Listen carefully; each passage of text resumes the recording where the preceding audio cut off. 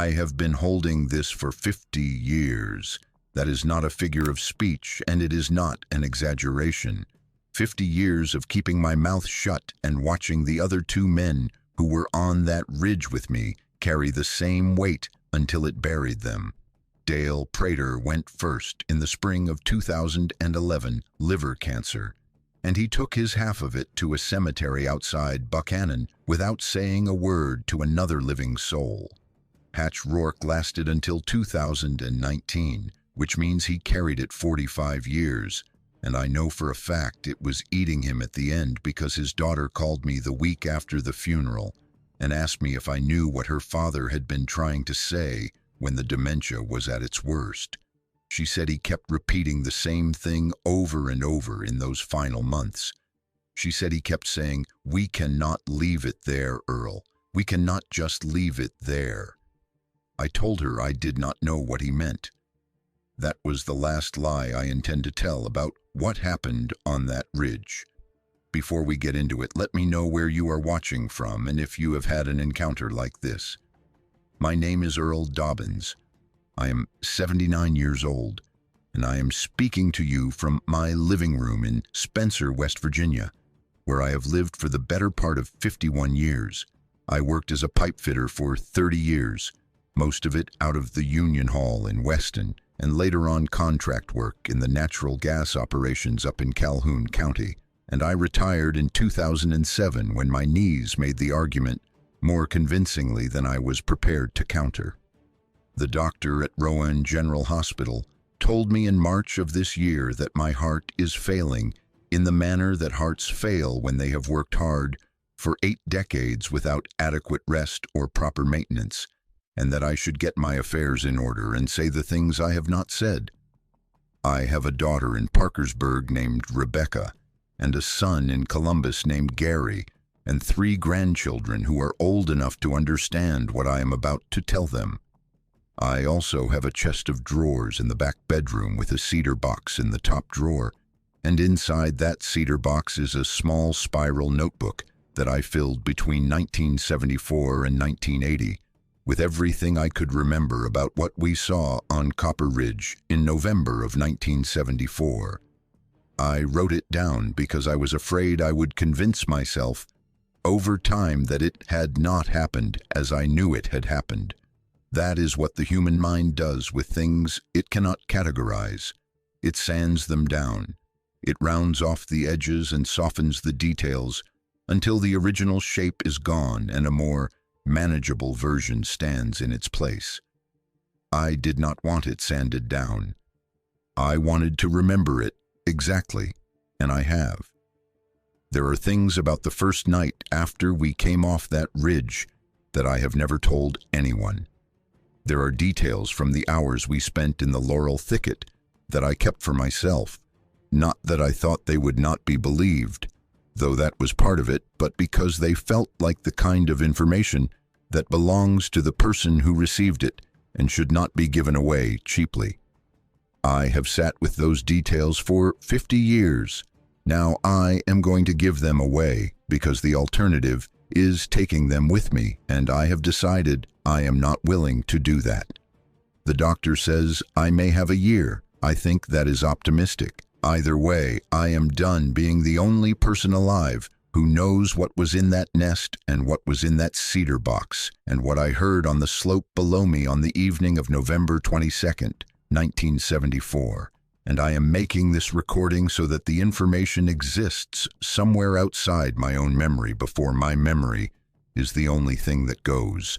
The opening I described, going to a church social because a co-worker pushed me into it, meeting Carol, marrying her, having 3 children in a house in Spencer, all of that is true, but it leaves out the texture of those years, and the texture is what I want to account for now while I still can. Carol knew from early in our marriage that I was not telling her everything. She did not know the specifics, and she did not press for them, which was a choice on her part that I have come to understand was also a form of generosity. The recognition that some things in a person need to stay in the person until the person is ready to let them out. and that pressing before that readiness is not kindness, but its opposite. She gave me the room to carry it, and she did not make me account for the carrying, which is more than I deserved. What I will say about those years is that they were good years in the genuine sense that I was present for them, and I was invested in the people I was building them with, and the knowledge I was carrying did not make me a bad husband or a bad father in any specific and nameable way. It made me someone with a layer of distance that Carol could feel and my children could occasionally sense, but none of them could locate, which may be the most accurate description of what it is to carry a secret for a very long time.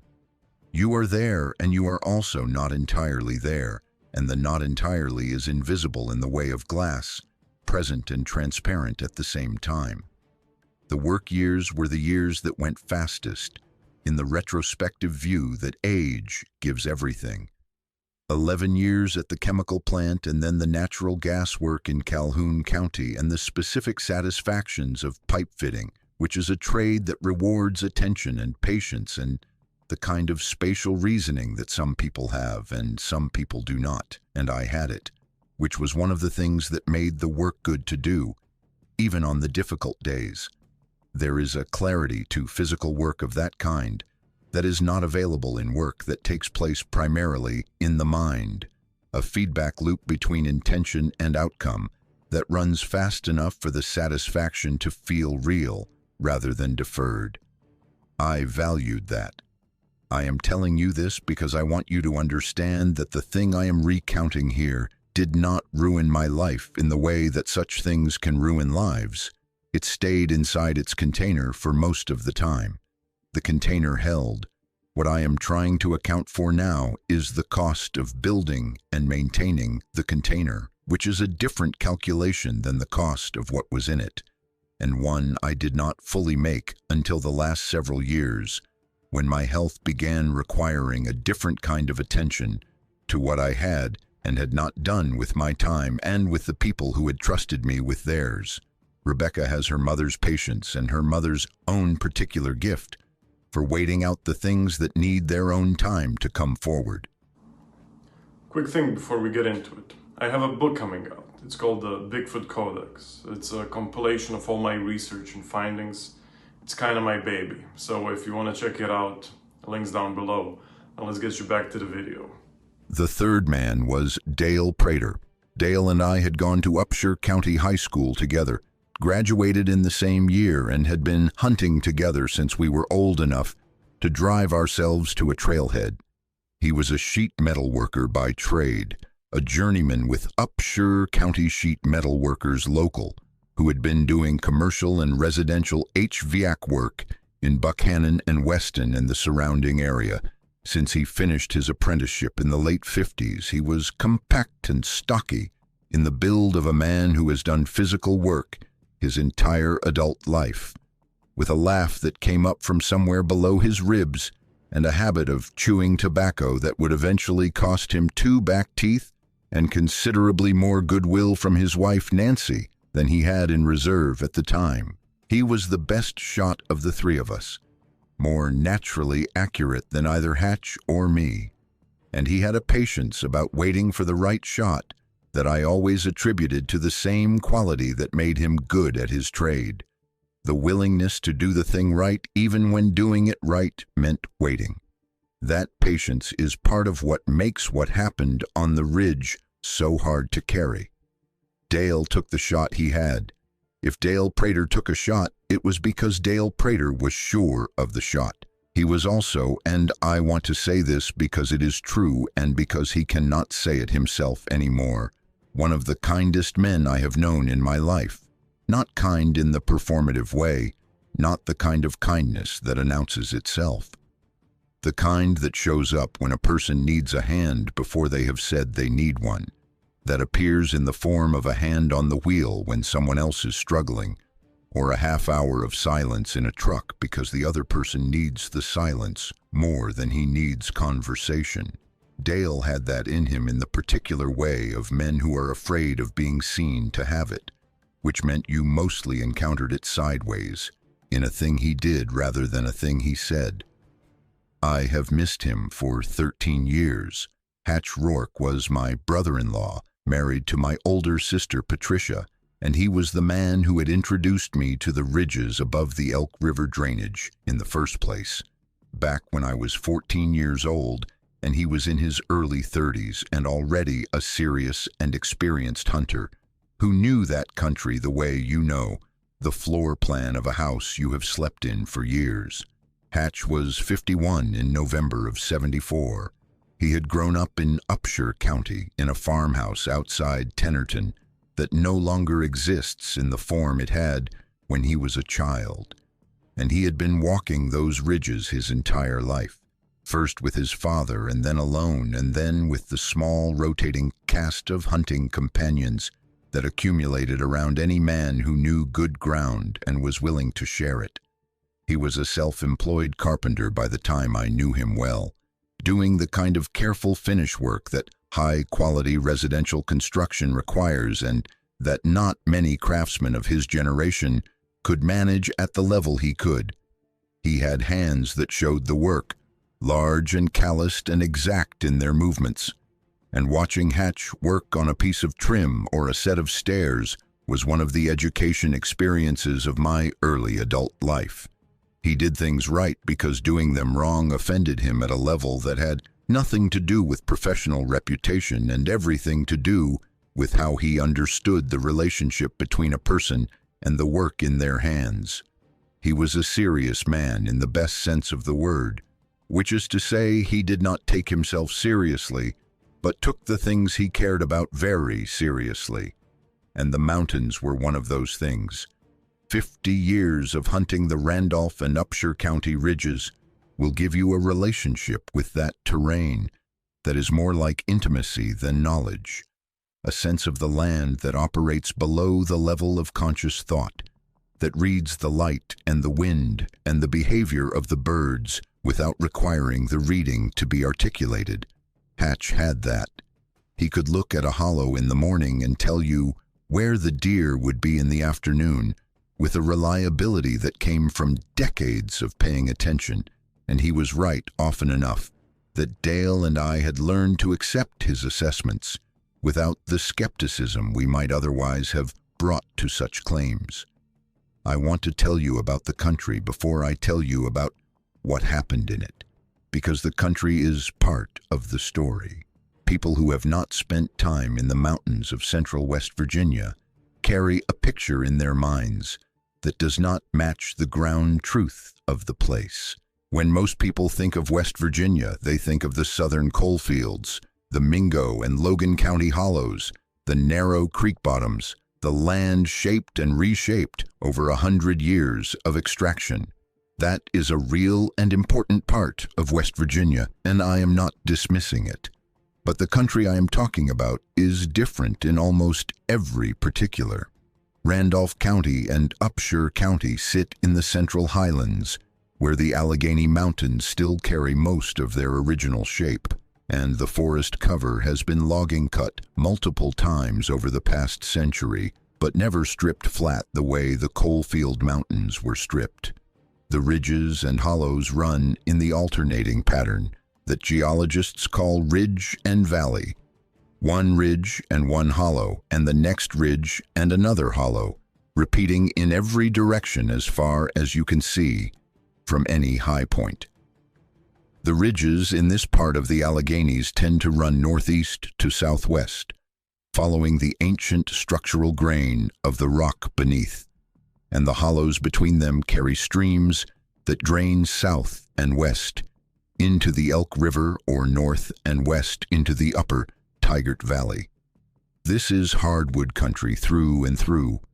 The northern-facing slopes carry red oak and sugar maple and yellow birch and American beech, species that want the cool and moist soil that comes with a north aspect and the shade of a canopy that stays dense well into summer.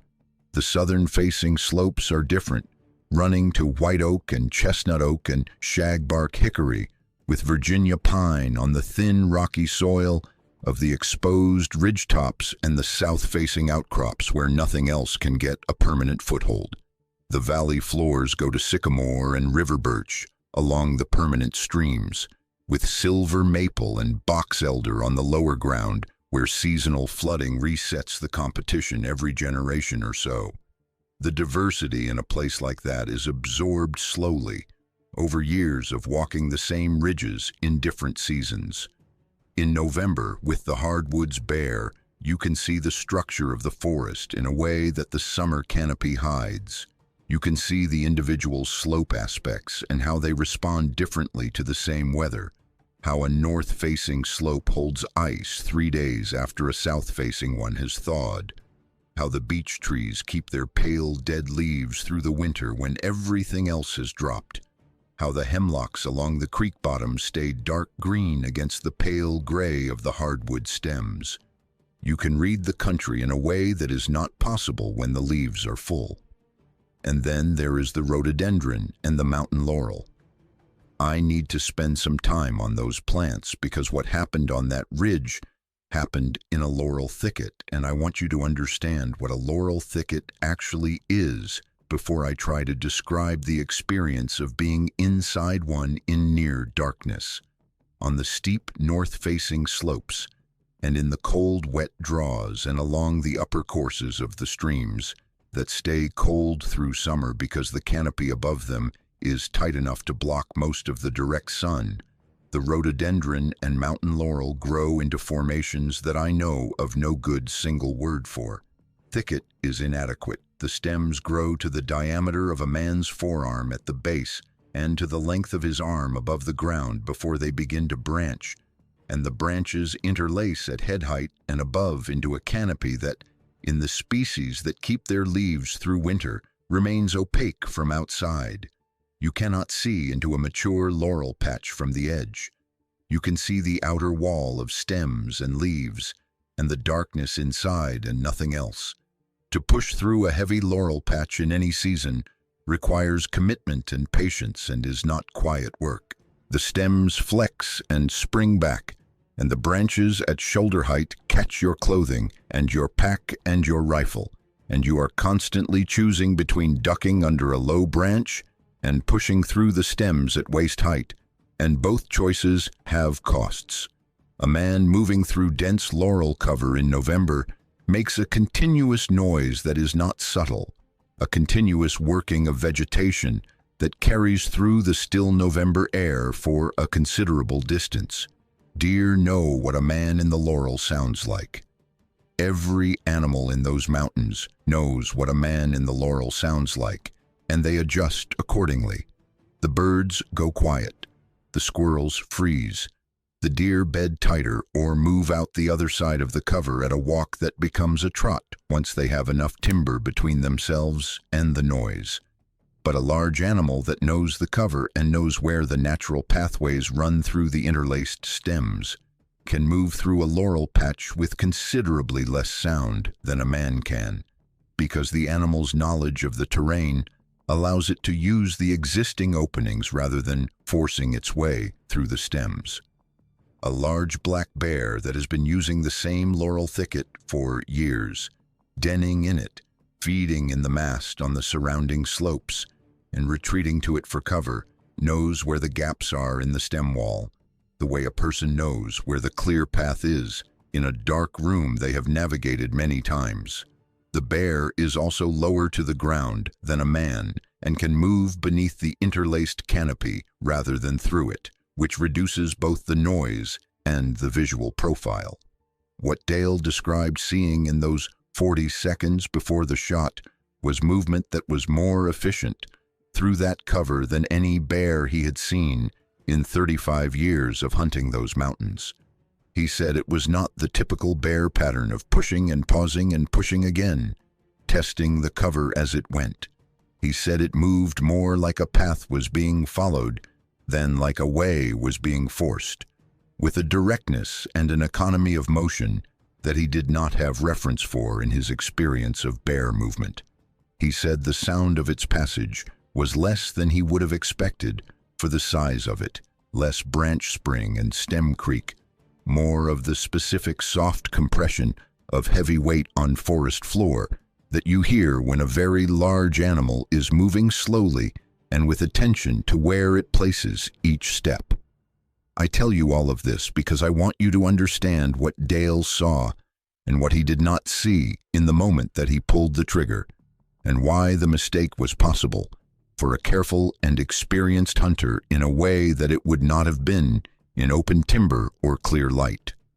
In a dense laurel thicket at 60 yards in the gray flat light of late November afternoon, what the brain sees is what the brain has been built to expect over decades of experience in that terrain, and in 35 years of hunting those mountains, Dale Prater had never had reason to expect anything other than deer and bear and turkey and the occasional bobcat moving through the heavy cover. His brain was running a pattern recognition process built from 35 years of accumulated experience, and the shape in the thicket fit the largest known category in that process, closely enough that the recognition fired before any exception could register. 2 or 3 seconds is not enough time to override 35 years of learned expectation. I have thought about that for 50 years, and I have never found a way to make the timeline longer than it was. That November had been hard on all 3 of us before we ever got to the ridge. And I think that context matters, not as an excuse, but as part of the accurate account of who we were in those days.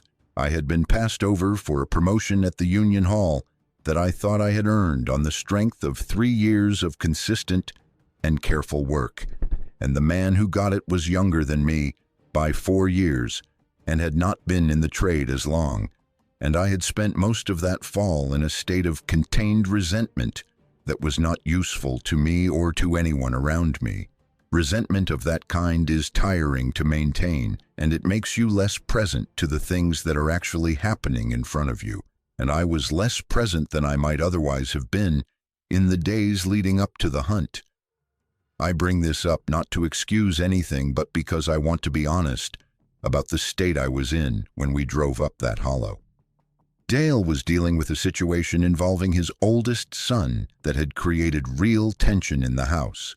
The boy was 16 or 17 that year, in the stage of adolescence where the friction between a young person's emerging autonomy and the structures his parents have built for him is at its most acute.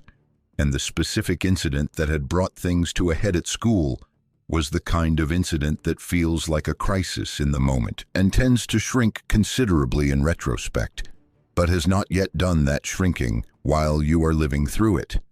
Dale and Nancy had been in a state of ongoing friction about how to handle the situation, about whether it required a harder response or a gentler one, and the friction had been accumulating as unresolved household tensions accumulate when both parties believe they are right and neither party is wrong in a way that is entirely clear.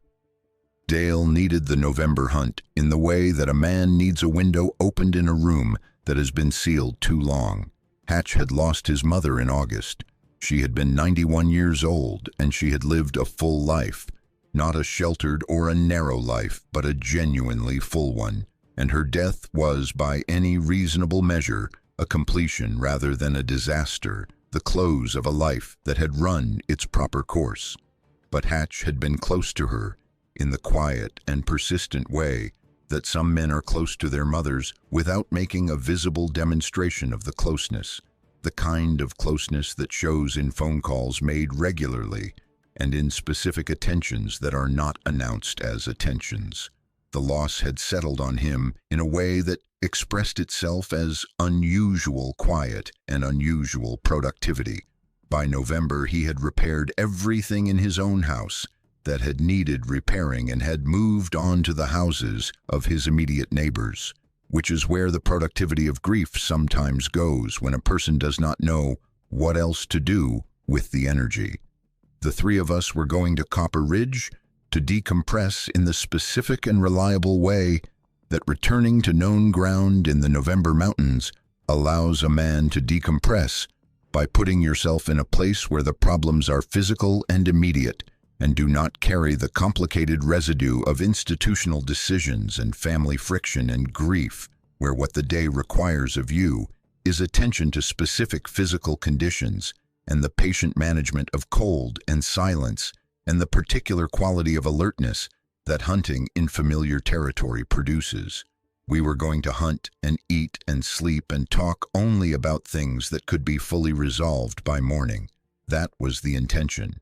I want you to have it clearly, because the intention is part of understanding how three reasonably intelligent and reasonably experienced men arrived at the decisions they made in a laurel thicket on the evening of November 22nd, 1974. Copper Ridge sits on the Randolph and Upshur County line, in the hill system above what was then the Elk River Valley, roughly 12 miles northeast of the small community of Napier. The name does not appear on any official map I have ever found. It is the kind of topographic name that accumulates over generations of local use, applied because the maples on the south-facing slope turn a particular deep copper color in October, different from the orange and yellow of the surrounding ridges, and visible from the valley below in a way that makes the name obvious to anyone who sees it at the right time of year. People who hunted those ridges knew what Copper Ridge was the same way they knew the names of the hollows and the creek crossings and the old farm clearings that showed on no official record. It was part of the landscape of local knowledge, the kind that exists in every rural county in America and is invisible to anyone from outside. The approach road into that country was a two-track that ran up a hollow from a junction with a county road about 4 miles below the base of the ridge. The hollow was narrow, with a permanent stream running down the center, and hardwood forest rising steeply on both sides to the ridge crests. There had been a farmstead of some kind at the lower end, visible in the foundation stones and the old apple trees, gone wild and gnarled, but nobody had lived there in decades, and the forest was reclaiming the clearings at a steady pace. I want to be precise about the geography because it changed in a way that matters. The Army Corps of Engineers completed Burnsville Dam downstream on the Little Kanawha drainage in 1978, and the impoundment of Burnsville Lake proceeded through 1979, flooding the lower portions of several tributary hollows. The hollow we used for access to Copper Ridge was among those affected. The lower 2 miles of the two-track we drove in on those 8 November hunts is now beneath the surface of Burnsville Lake. What was our camp bench at the base of the ridge is at the waterline or just below it, depending on the season. If you compare a current topographic map against the pre-dam surveys from the Army Corps records, the lake boundary will show you where the hollow used to be. This is a verifiable historical fact in the public record, and I mention it not as an excuse but as context for why the exact approach I am describing cannot be easily verified on the ground today. The ridge itself is still there, accessible from a Forest Service trailhead that was constructed in the 1990s, about 4.5 miles of hiking from the trailhead to the saddle where we staged our hunts. I have not made that hike. I have not been back to Copper Ridge since October of 1977, which was the second and last time I returned to the site after the hunting accident in '74. We had been hunting Copper Ridge as a regular November destination for 8 years by the time of the accident. Hatch had found the ground first, following a tip from a cousin about the deer movement at the saddle crossing near the summit. He had brought Dale and me in the second year, and from that point on, the three of us returned together every November, usually for 4 or 5 days, producing 1 or 2 deer between us in most years, and occasionally producing none. The hunting was never entirely the point. The point was the time in the mountains and the removal from the working world, and the particular quality of silence in a hollow, where the only sounds at night were the creek and the wind in the canopy and whatever moved in the timber beyond the range of the lantern. We arrived in camp on the evening of November 21st. The drive-in had taken longer than usual because the lower part of the 2-track was soft in places from a rain that had fallen 4 days before and frozen unevenly. and Hatch had had to nurse his truck through 2 stretches where the ruts were deep enough to threaten the undercarriage if you hit them wrong. We made it without incident, parked at the base of the ridge on a flat bench of ground where we had always parked, and started making camp in the dark by flashlight and the light of a propane lantern that Hatch kept in a crate behind the seat of the truck for exactly this purpose. The temperature was already in the low 20s and falling, with a northwest wind coming down the hollow that had an edge to it that said it was not finished falling. The stream in the bottom of the hollow had a solid shelf ice extending several feet out from each bank, the water dark and fast-moving in the center channel, audible in the quiet of the hollow, and the ice at the banks was white and opaque in the lantern light.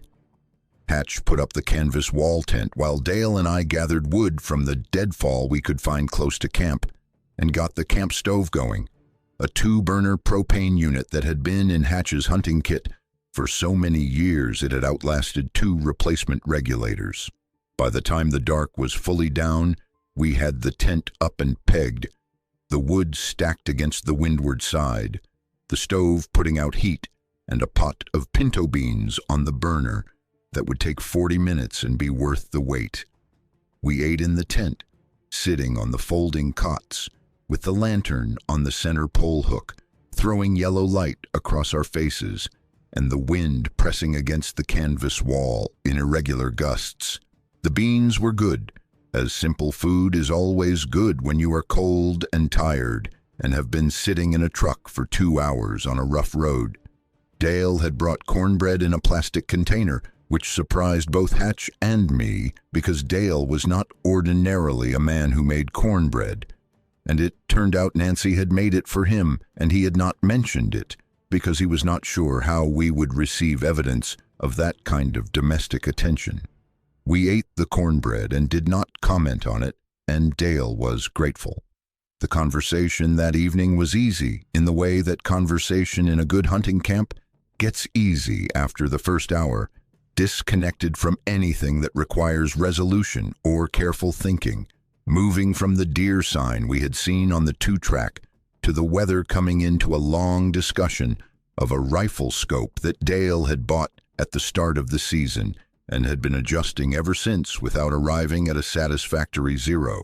He had it with him and he showed Hatch the ring mounts, and Hatch diagnosed the problem immediately as a torque issue in the rear ring that was allowing the scope to shift under recoil, and the discussion of that diagnosis and the tools Dale did not have in the truck to fix it properly filled another 20 minutes. These were comfortable conversations, the kind of conversations that do not require you to be any more or less than what you are at that moment. I turned in around 9 and lay in my sleeping bag on the cot, listening to the stream and the wind, and was asleep before I had finished deciding to be.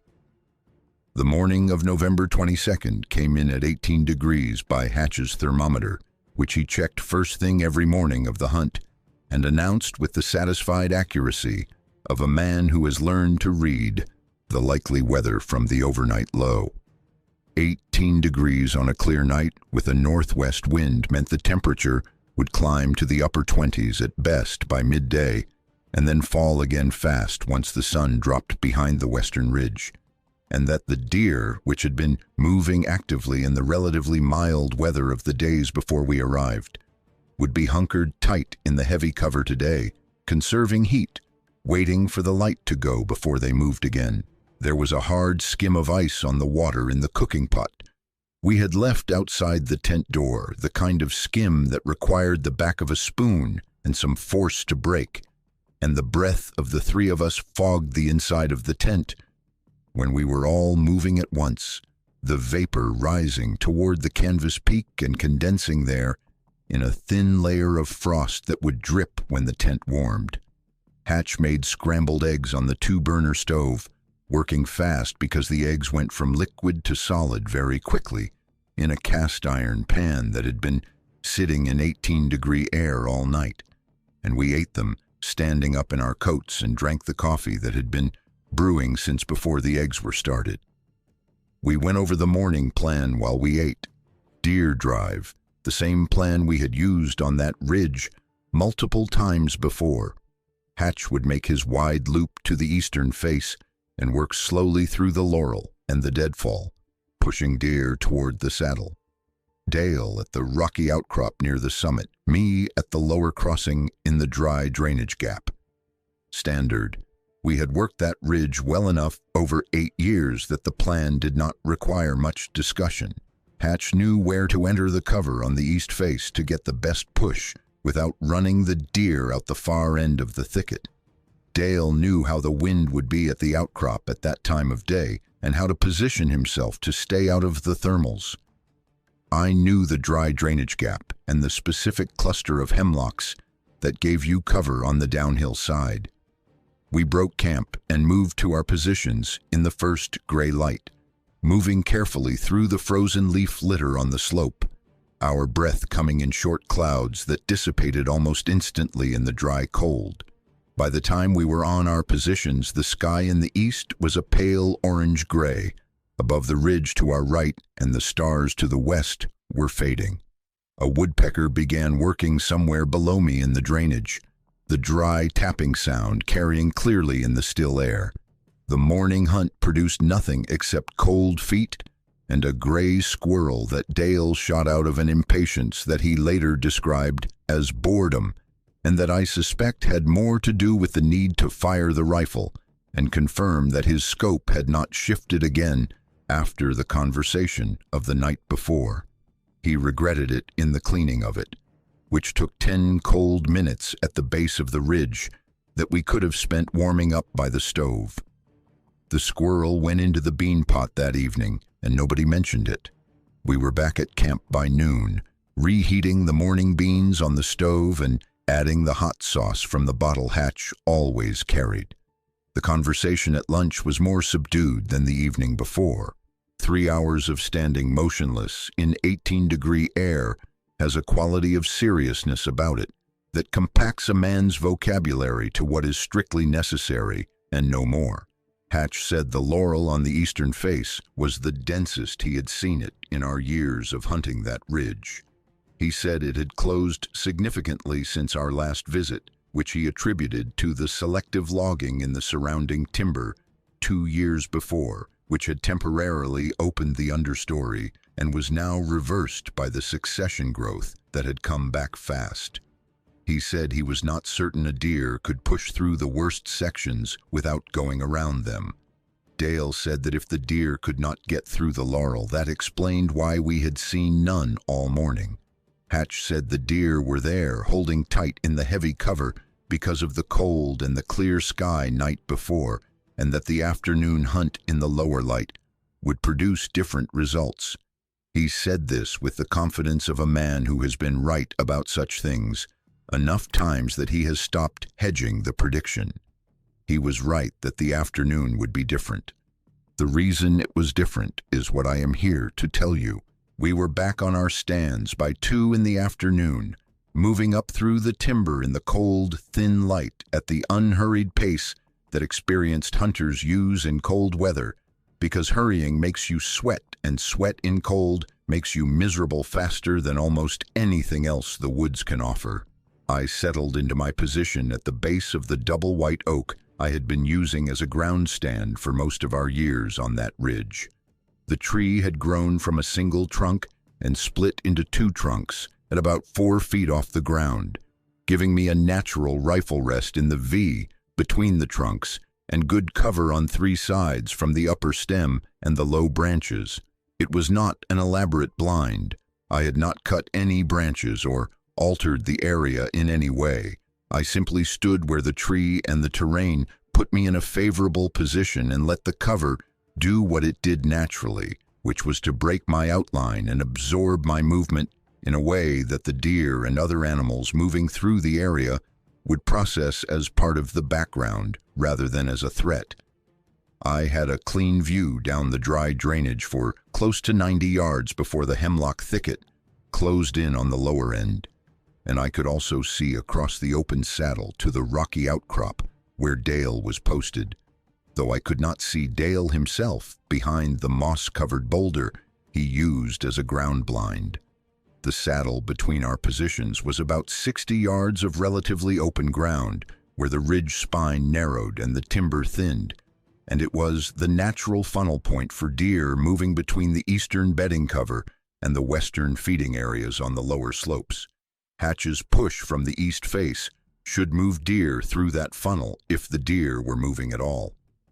The light in the central Alleghenies in late November has a particular quality that I have been aware of every year since I started hunting those mountains at 14 years old, and that I have never found an adequate description for.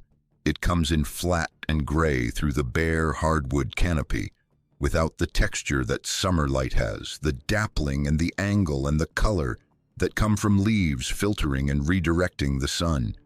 The November canopy is bare limbs against pale sky, and the light that comes through it is diffuse and tonal, giving everything a quality of being slightly underexposed, as if the world has had its contrast reduced. Colors are still present in November, the russet of the remaining oak leaves, the green of the hemlocks, the white of the birch bark, but they are muted, and they continue to mute as the afternoon progresses and the sun moves behind the western ridge. By 2 o'clock, the light was already angling hard from the southwest, and by 4 it would be almost purely gray, and by 4:30 a standing stump at 100 yards would be indistinguishable from a standing deer to any eye that had not already identified it in better light. This compression of the visible world is familiar to every serious hunter in mountain country in November knows and works with, and the knowledge of it shapes every decision you make in the last 2 hours of shooting light, what you will take a shot at and what you will not, how close the shape needs to be, and how clearly visible before the trigger is a responsible option. These are the rules that experienced hunters follow, and they are serious rules, and Dale Prater had been following them for 35 years. For the first 90 minutes after I settled into my stand, nothing moved in the drainage except a pair of black-capped chickadees working the seed heads of the dried goldenrod at the saddle edge, and a red-tailed hawk that came over the ridge from the west, held briefly in the updraft above the open saddle, and disappeared back into the timber to the east without any apparent decision having been made. The cold was working on me. My feet had progressed from cold to numb to the state past numb, where the sensation is no longer registering as a temperature, but as a vague pressure, and I had lost the feel of the lower half of my rifle stock against my left palm. I was running the internal argument about whether to shift my weight carefully enough to avoid the sound of boots on frozen leaves, which might be acceptable if done slowly enough, when the quality of the afternoon around me changed. I want to be precise about this, and I want to avoid overclaiming. What I am describing is not a visual or auditory signal of the kind that hunting experience teaches you to read. It was a change in the quality of my awareness of the space around me, a shift in the sense of how that space was occupied, a feeling of being perceived by a presence doing the perceiving with a patience and a calmness that was different in character from the perception of deer or bear or any other animal I had spent 30 years learning to recognize. When a deer catches your scent, the processing is quick and the response is immediate, and there is a quality of alarm to the processing that you can sometimes sense before you see or hear the deer move. What I felt in those minutes before the shot was different from alarm or threat assessment, more like the patient and thorough categorization of a thing that does not need to be alarmed because it already knows what it is dealing with and has already decided what it is going to do. I put my hand on the stock of my .30-06 and did not take it off again until after the shot. The shot came at 3:48 in the afternoon. I know the time because looking at my watch was the reflex that fired when the sound reached me, the anchor response to a loud, unexpected noise in a situation where you are already in a heightened state of attention. It was Dale's rifle, a Winchester Model 70 in .270 caliber, and I had heard that specific rifle fired in hunting situations enough times over enough years that I knew its report from Hatch's rifle and from my own without having to think about it. One shot, clean and flat, rolling off the ridge and dying down the hollow. Then nothing. I waited.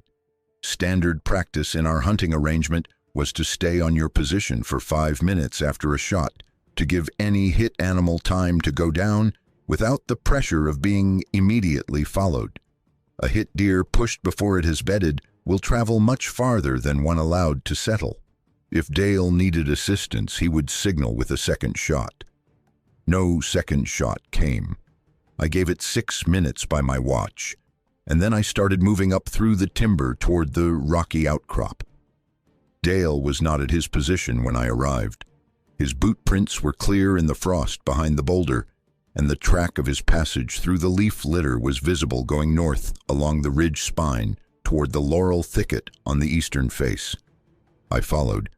I found him about 20 yards into the thicket, standing absolutely still, his rifle hanging at his right side with the barrel at the ground. His left hand was pressed flat against his mouth. My first interpretation, for a fraction of a second, was that he had made a marginal shot on a deer and was watching it go down and did not want to spook it into movement. That interpretation lasted until I got close enough to see what was on the ground in front of him. It was not a deer. I want to describe what I found there as precisely as I can, because the precision matters, and because the precision is what I have been sitting with for 50 years. The human mind, when it encounters an entity it cannot place in a known category, runs through its internal catalog in order of familiarity and tests each candidate against the evidence in front of it. The first candidate is bear. Black bears were common in Randolph County in those years.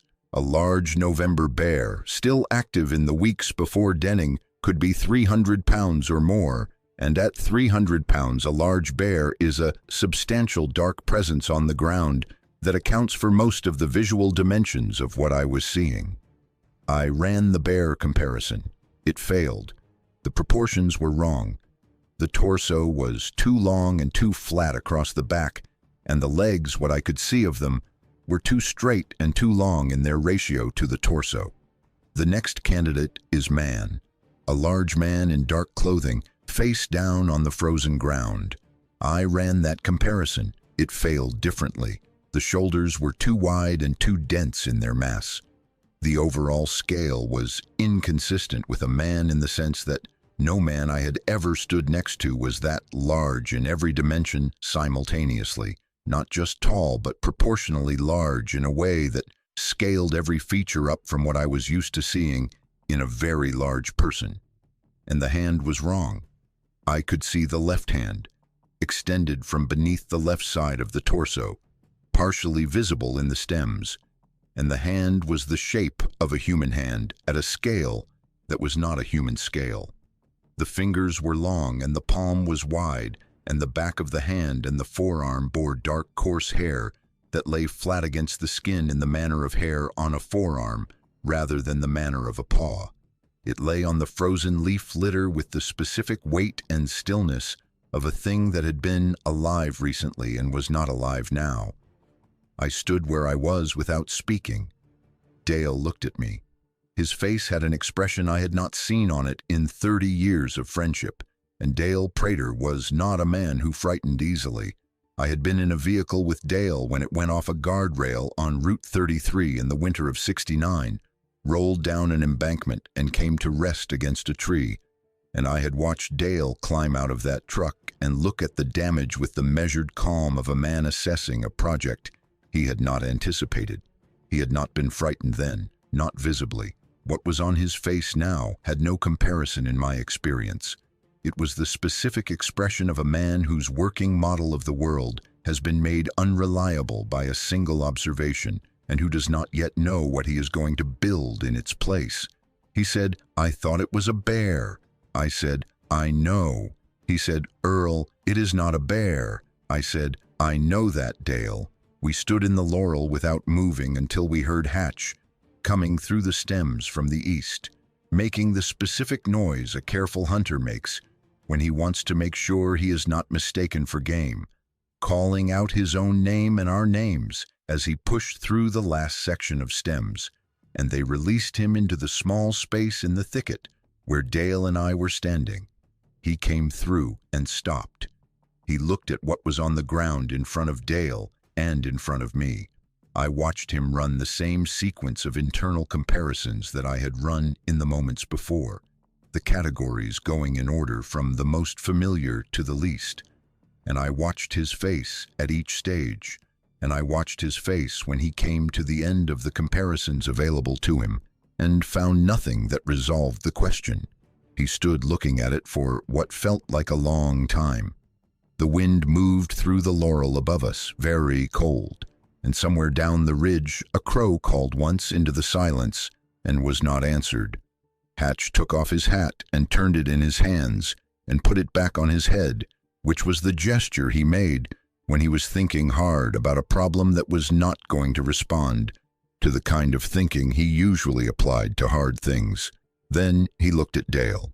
Then he looked at me. And then, in a voice that was very quiet and very level, in the specific way that Hatch's voice got level when he was in the presence of a serious situation, he said the thing I wrote down word for word in the notebook that night, because I did not want the exact phrasing to erode into less than it was with the passage of time. He said, "Whatever this is, it came from somewhere, and whatever is out there is going to notice it is gone."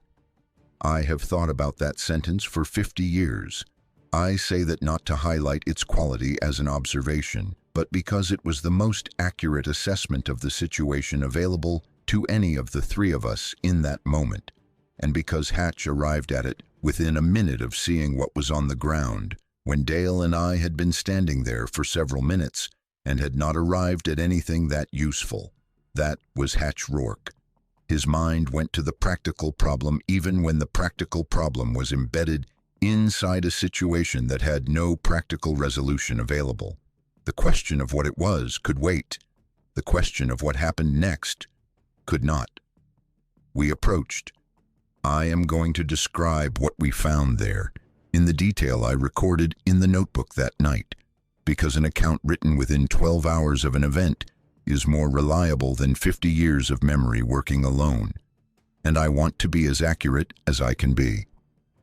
The figure was lying face down, its left arm extended toward the downhill slope of the eastern face, its right arm tucked beneath the torso. It had come down first on its right side and then settled or been shifted to face down. The left side of the face was partially visible. The face was broad. The orbital bones, the bones around the eye sockets, were larger in every dimension than a human orbital structure, wider and deeper and more projecting. The brow ridge was pronounced, extending forward far enough to cast a shadow over the upper face, even in the flat gray overcast light of that afternoon. The nose was wide and flat with a low bridge and large nostrils. The jaw was heavy and the chin rounded and prominent.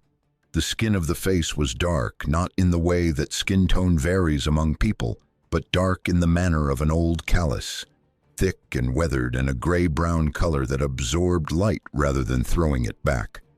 There was shorter, finer hair along the jaw and cheekbones that graded into the longer hair of the crown and the temples and the back of the neck. The visible eye was closed.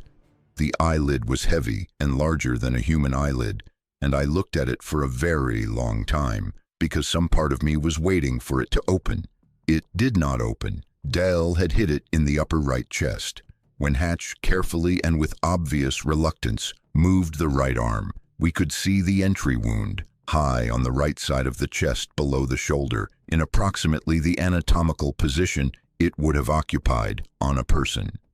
The blood had soaked into the dense dark hair of the chest and pooled beneath the body, and the cold had thickened it so it was closer in consistency to paste than to liquid. The exit wound was larger and in the back of the right shoulder. A .270 Winchester at 60 yards carries significant energy, and the wound profile was consistent with what that cartridge does to large game at that distance. I have dressed a great many animals over the years, and I understand what a rifle wound looks like and what it means. The wound itself was not anomalous. Everything else was. Dale told us what had happened. He said he had been tracking movement in the laurel for roughly 40 seconds before he had a clear sightline at it. He said he saw a large dark shape working through the thicket from east to west, and that the movement pattern was not like a deer. He said it was upright or very nearly upright, and that he had interpreted this as a bear that was standing briefly to test the wind, which is a behavior bears use regularly in heavy cover. He said when the shape paused between two stems and he had a clear profile, the bulk and the height and the color gave him a large black bear, and he fired. He said it was only when the shape did not drop and roll the way a hit bear drops, but instead stepped forward and then went down slowly, more like a person losing their footing on a slope than like an animal struck by a bullet, that he understood he had not shot a bear. I have thought about Dale's account for 50 years. He was a careful and experienced hunter. He was not impaired. He was not reckless. He was not the kind of man who fired at shapes in the brush without a clear target picture. In the 2 or 3 seconds, he had to make his assessment. Everything visible was consistent with a large black bear in heavy cover in late November, and the weight of 35 years of experience in those mountains gave him a bear. The difference between a large bear moving through a dense laurel thicket at 60 yards in flat gray light and what we found on the ground after the shot is a difference that the human eye, under those conditions, in that time frame, cannot reliably detect.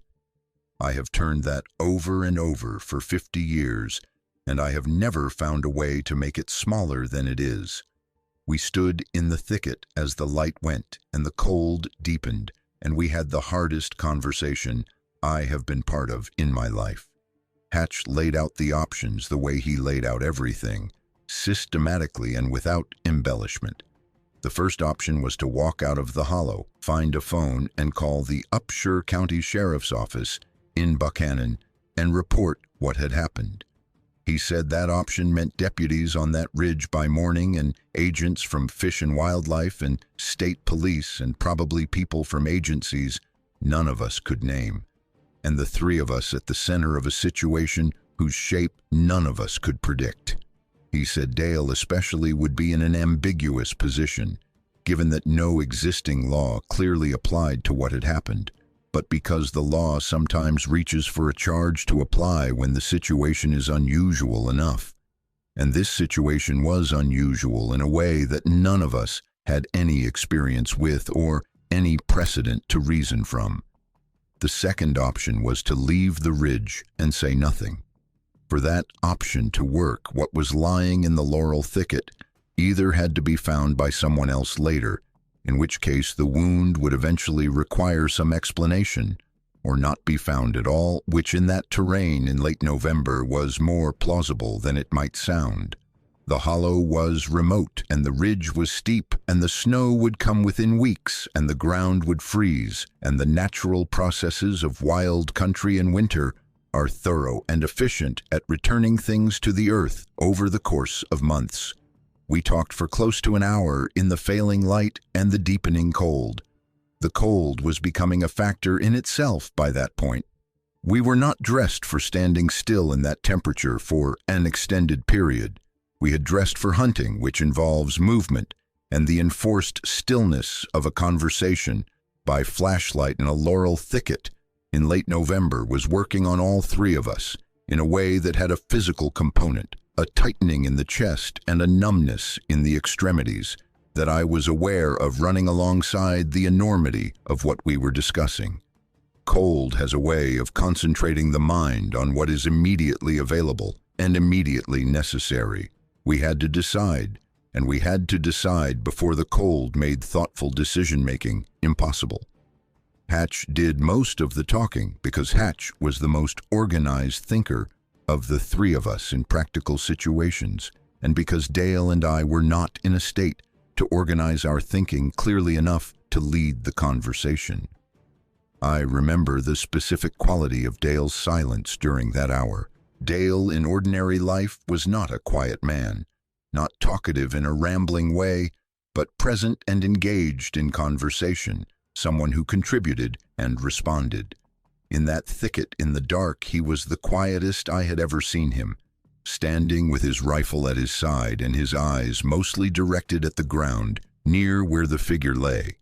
And when he spoke, it was in short, direct sentences that said exactly what they needed to say and nothing more. What we reached was the decision that I have been ashamed of for 50 years. We did not go to the sheriff. Before we left, we worked.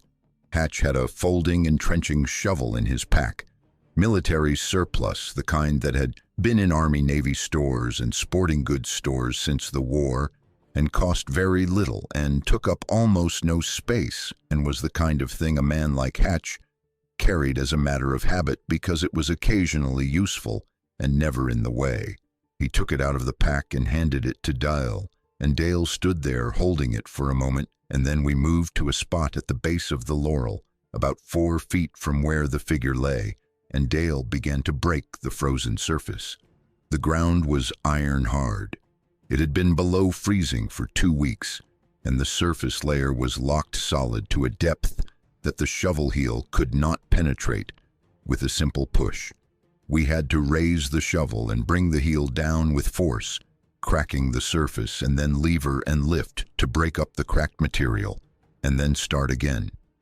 Dale worked for 10 minutes, and then I took the shovel and worked for 10 minutes, and then Hatch took it, and we went around that way in the dark, working by the light of 2 flashlights propped against the laurel stems, the cold pressing through our coats and through our gloves, our breath coming in short, visible gusts that the flashlight beams lit white before they dissipated. It took close to 2 hours. What we produced was not deep by any standard that I would apply to the word adequate. 30 inches, perhaps, at the deepest point, and wider than it was deep. It would have been inadequate for most purposes. It was what we had time and tool and frozen ground to produce, and we used it. Moving the figure required all 3 of us and a degree of effort that surprised us because the visual scale of it, while large, had not fully prepared us for the actual weight of it. It was heavier than it looked. The specific density of a body built solidly, mass concentrated in the torso and the shoulders in a way that made moving it an awkward and difficult process, even with 3 men working together.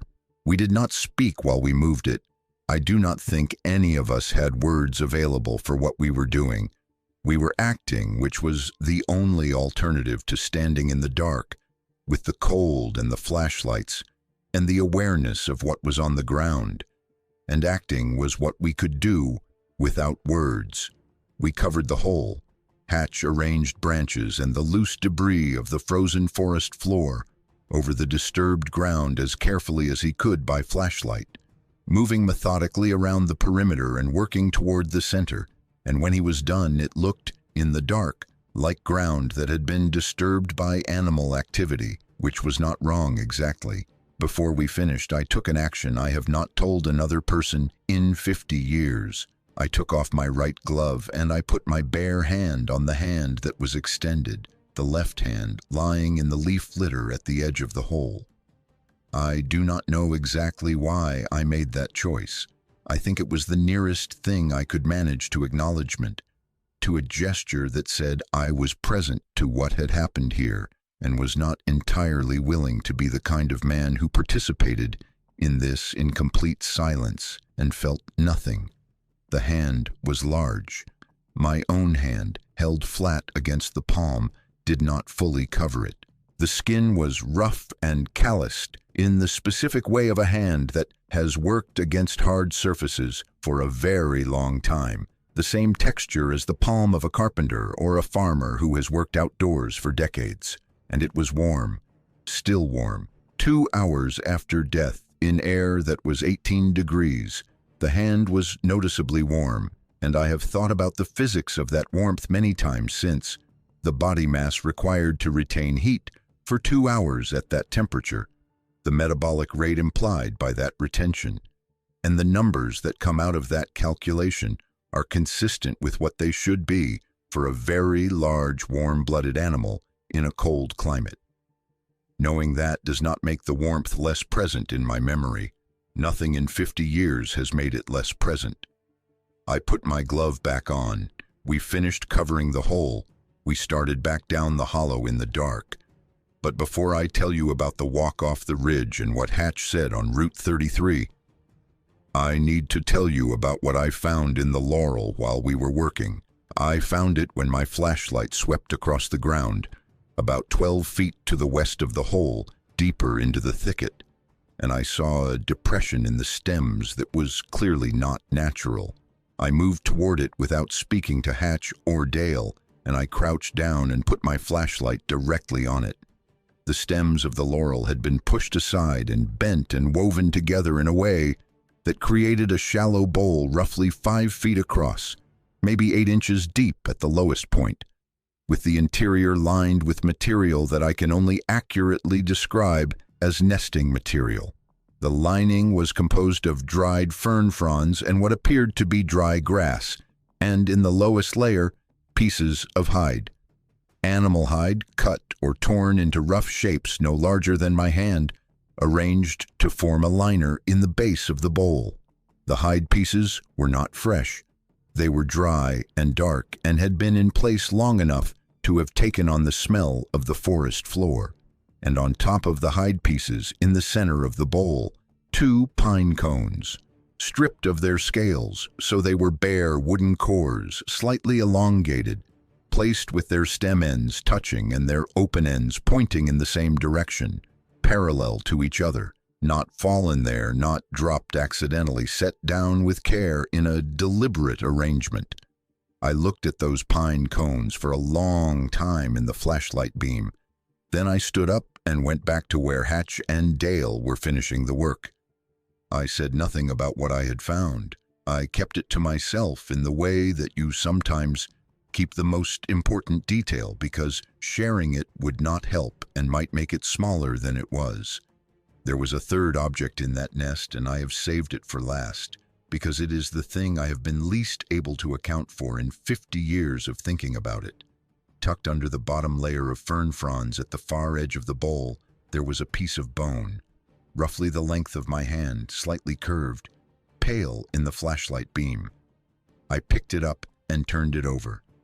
On one face, the surface had been worked, scored, incised, a series of parallel lines running across the surface in one direction, evenly spaced, perhaps a dozen of them, each one cut with a tool hard and sharp enough to mark bone cleanly.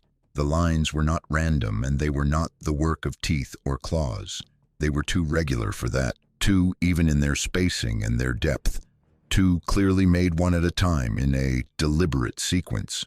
Whatever had made those lines had made them with intention and with the physical capability to control the depth and spacing of the cuts across a curved surface. I stared at that bone for a long time.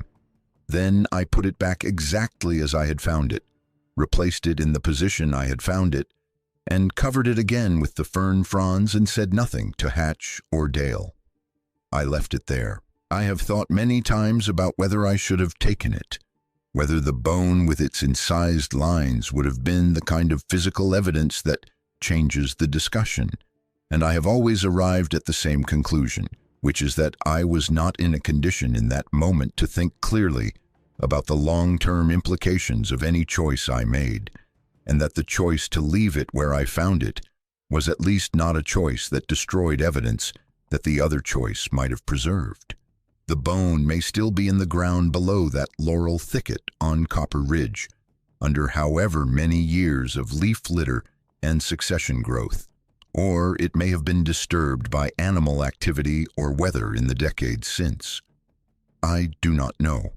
The most available interpretation of evenly spaced parallel marks on a bone is that they are counting marks, the kind of record a being keeps by scoring a surface, one mark at a time over a period of time. Beyond that interpretation, I cannot go with any confidence, and I have been careful in 50 years of thinking about those marks not to go further than the evidence supports. What I know is that those lines were made deliberately with care by a being that had both the intention and the physical capability to create a regular pattern on a curved, hard surface. That is the fact. What it means specifically is a question that has occupied me for 50 years without arriving at an answer that fully satisfies me, and I am no longer waiting for one. We walked off the ridge in the dark, the three of us moving in single file down the hollow with flashlights, nobody speaking. The walking was slow on the frozen two-track in the dark, and we did not hurry it. We reached the truck at the bench and loaded our gear without the usual conversation that accompanies breaking camp, and Hatch drove us out of the hollow with the headlights cutting through the timber and the creek flashing briefly as we crossed the plank bridge at the bottom. We drove in silence for a while, and then Hatch put the heat on and the warmth began to come back into the truck cab, and when we reached Route 33 and turned west, he pulled off on the shoulder with the engine running and turned around in his seat and looked at Dale and then at me. He said that what had happened on Copper Ridge stayed on Copper Ridge, and that we would take it to our graves, and each of us said yes. I meant it when I said it. I kept it for 50 years, through the raising of children and the death of a wife and the retirement from a trade I had worked at for 35 years and the slow accumulation of the quiet that comes when the busy part of a life is behind you.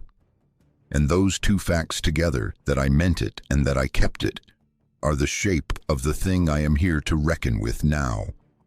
Dale called me in January from work, which he did not ordinarily do, and he did not sound like himself on the phone, or rather he sounded like himself as a person sounds like themselves when something has been changed about the arrangement of what is inside them and has not yet settled back into any familiar pattern. He said he needed to talk, and I said come to Weston, and he drove over on a Saturday, and we sat in my truck in the parking lot of a diner on Main Street for close to an hour. We did not go inside. I do not know why we did not go inside, whether it was the privacy or our shared awareness that this was not a conversation that ought to happen over food. But we sat in the truck with the heat on and the windows fogging slowly. He told me he had not slept properly since November. He said he kept seeing the hand, and he did not need to elaborate, and I did not ask him to because I was seeing the same hand in the same way, in the particular manner that certain images attach themselves to the resting mind and return at intervals whether you invite them or not. He said he knew it was an accident and that he knew that knowing it was an accident was supposed to help, and he wanted me to know it was not helping him very much. He said the not sleeping was one thing and the knowing was another thing, and the combination of the two was making him a person he did not recognize in the mirror in the morning, and that he did not know how much longer he could maintain the version of himself that showed up at work and ate dinner and watched television with Nancy in the evenings. Then he told me about the library. He had gone to the Upshur County Public Library in Buchanan on a weekday afternoon and asked the librarian whether they had anything on Bigfoot. He said he used that word, Bigfoot, in a normal voice at the reference desk, and the librarian had given him a look that he could not fully characterize, not disbelief exactly, more a kind of professional neutrality that suggested she had heard stranger requests, which in his experience of libraries was probably true. She had found him 2 books. The first was a paperback from a small press he had never heard of, with a plain cover and no index, that collected first-person accounts of encounters from the Pacific Northwest, Washington and Oregon, and British Columbia, written in the plain declarative style of people who were trying to be accurate about something they could not fully account for. The second was more formal in its presentation, dealing with primate evolution and biology and the fossil record, written by someone with academic credentials that Dale described as looking real. He had read both of them in 3 days, staying up past midnight to finish the second one, and they had not made him feel better. They had made him feel worse in the specific way that information makes you feel worse when it confirms what you were hoping could not be confirmed. The descriptions in the first book matched what we had found in the laurel thicket on Copper Ridge, with a specificity that could not be attributed to coincidence or to the general vagueness of such reports. The scale of it, the facial structure, the heavy brow and the wide jaw and the flat, broad nose, the hands, the movement through heavy cover that was more fluid and direct than any bear movement any of the witnesses described, and the nesting. Multiple accounts in the book of shallow bowl-shaped constructions found in remote terrain made from bent and interlaced vegetation in areas where other evidence had been found in the rainy mountains of western Oregon and the old-growth timber of British Columbia. Multiple accounts from different people in different places across different decades, all describing something that was consistent with what I had found 12 feet from the hole we had dug on Copper Ridge. He did not say anything about the pine cones, and I did not say anything about the bone.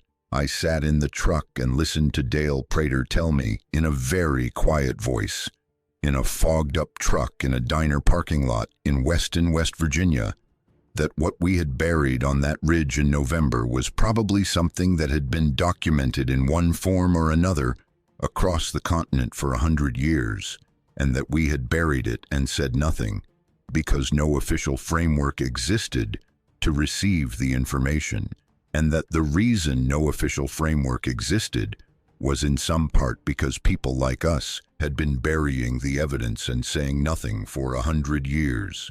The circularity of that observation was not lost on either of us. We sat with it for a while. I drove home from that conversation, and I did not go to the library. I understood what Dale had found, and I did not think finding the same books and reading them would give me something different from what Dale had described. What Dale had described was confirmation, and confirmation of what we already knew was not what I needed. What I needed was a way to live inside what I knew, which is a different requirement entirely, and one that the library's shelves cannot address.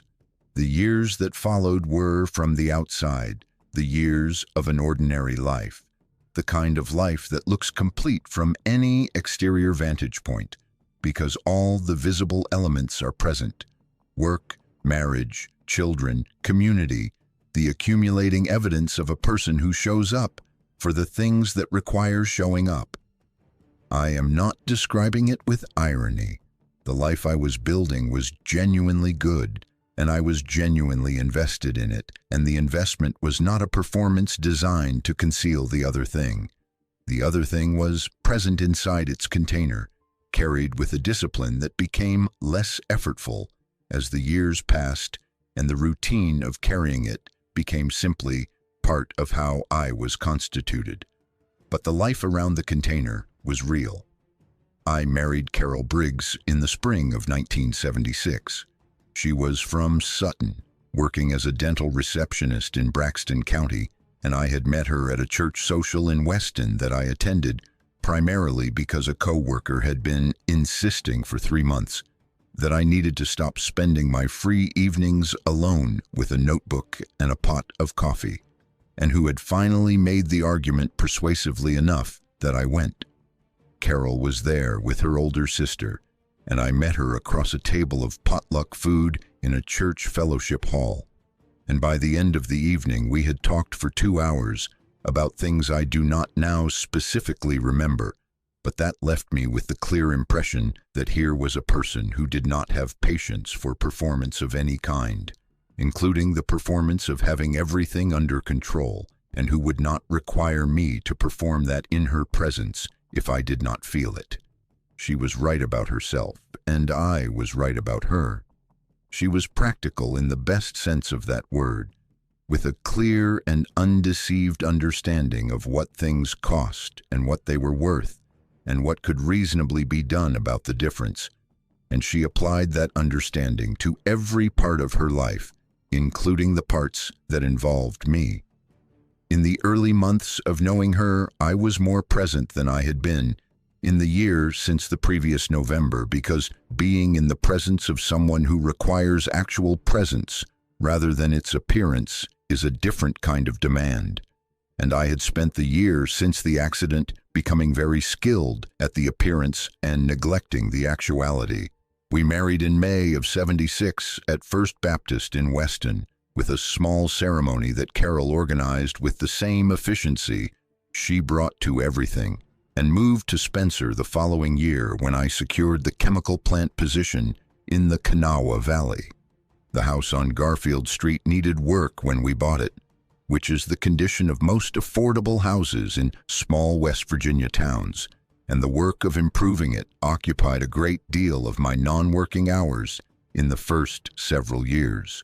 Physical work on a specific and addressable problem is useful when the other problem you are carrying has no specific and addressable solution.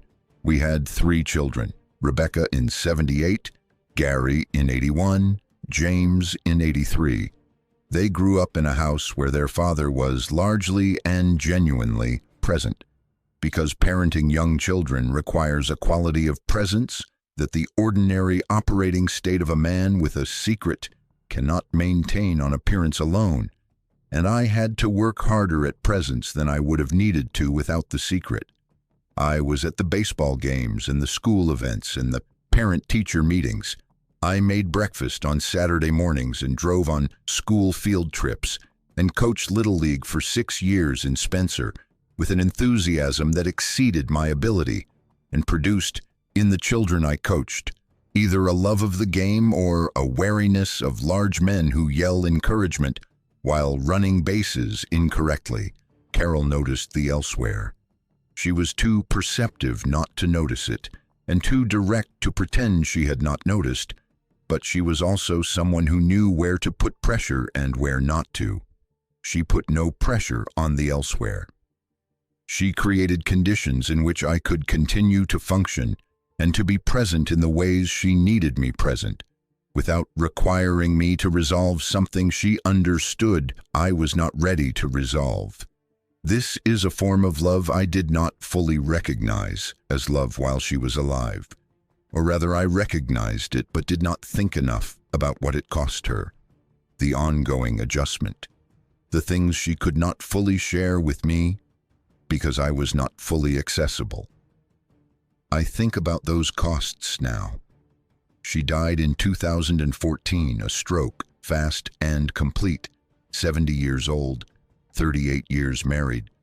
Rebecca and Gary and James were all at the house within the hour, and we sat with her together, and I thought about how much I had not told her and whether telling her would have mattered, and I did not arrive at an answer. I worked at the chemical plant in the Kanawha Valley for 11 years, pipe fitting and eventually supervising, then 12 years with a natural gas company in Calhoun County. Retired in 2007 at 61, when the knees made the argument the math had been making for years. The retirement years were years of reading on the subject with a focus and an intention I had not been able to bring to it during the working years, and what I read in those years is the foundation of what I am about to tell you about what I now believe happened on Copper Ridge. I went back to Copper Ridge in the summer of 1975. I need to say that plainly because it matters for what comes after. I told Carol I was going fishing in Randolph County, which was not entirely untrue since I had a rod and a creel in the truck, and I drove into the hollow, which still had its 2-track access in those years, 3 years before the dam was completed. I parked at the usual bench and hiked the 3 miles up to the base of the ridge and then up through the summer timber to the saddle. It was late June, and the mountain was green and deeply dense, and smelled of wet soil and the particular rich sweetness of wild grape in bloom. and the light through the canopy was the dappled green light of summer that is so different from the gray, flat light of that November that the place felt like a different mountain entirely, except for the shape of the ridgeline against the sky, which was the same. The laurel on the eastern face was in full bloom, which happens in June in that country, the clusters of white flowers opening all at once across the impenetrable surface of the thicket. I stood at the edge of it for a few minutes before pushing in. The flowers looked wrong to me, given what I was carrying in my memory of that thicket, in the same way that a place where something terrible happened always looks wrong when it is draped in something beautiful. The incongruity is a small offense. I pushed through the outer edge of the thicket and worked my way toward the eastern face. The disturbed ground was not visible. 7 months of winter and spring and the onset of summer had done what they do in those mountains, settled and compacted and put the returning growth through the material we had piled over the hole. I found the general area by working from the landmarks I had written in the notebook before we left the ridge that night. The lightning-struck chestnut oak with its shattered crown, still standing on the uphill edge of the thicket, and the rock face at the base of the ridge with the diagonal crack across its face that I had used as a bearing point, and the depression in the ridge where the dry drainage ran. I triangulated from those points and I found the spot. There was nothing to see on the surface.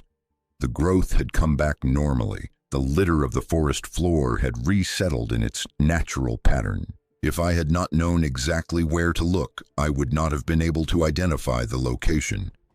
I sat on a fallen log at the edge of the laurel, about 15 feet from where the hole was, and I listened to the mountain in the way that you listen to a place when you are not hunting and not doing anything productive, just being in it, receiving whatever it gives you.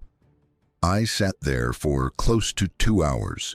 The bird life in the thicket was active in the June morning, the high whistles of the wood thrushes carrying through the stems, and the lower conversational notes of the tufted titmice working through the branches. A pileated woodpecker was working a dead beech somewhere below me on the slope, the drumming carrying clearly through the still air. The mountain was alive with its own business, and did not appear to be aware of me in any particular way. At some point in those 2 hours, I heard a sound from the eastern slope below the laurel band, from somewhere in the old second-growth timber that covered the lower face of the ridge before it dropped into the hollow. A low sound, deep in register, deep enough that the first awareness I had of it was in my sternum before my ears had fully processed it as sound. 4 or 5 seconds in duration, with a shape to it that was not random, a beginning, a middle that held the note, and an end that fell off with a specific pattern rather than simply stopping. It was not a bird call, and I know most of the birds that sing in central West Virginia in June well enough to recognize them when I hear them.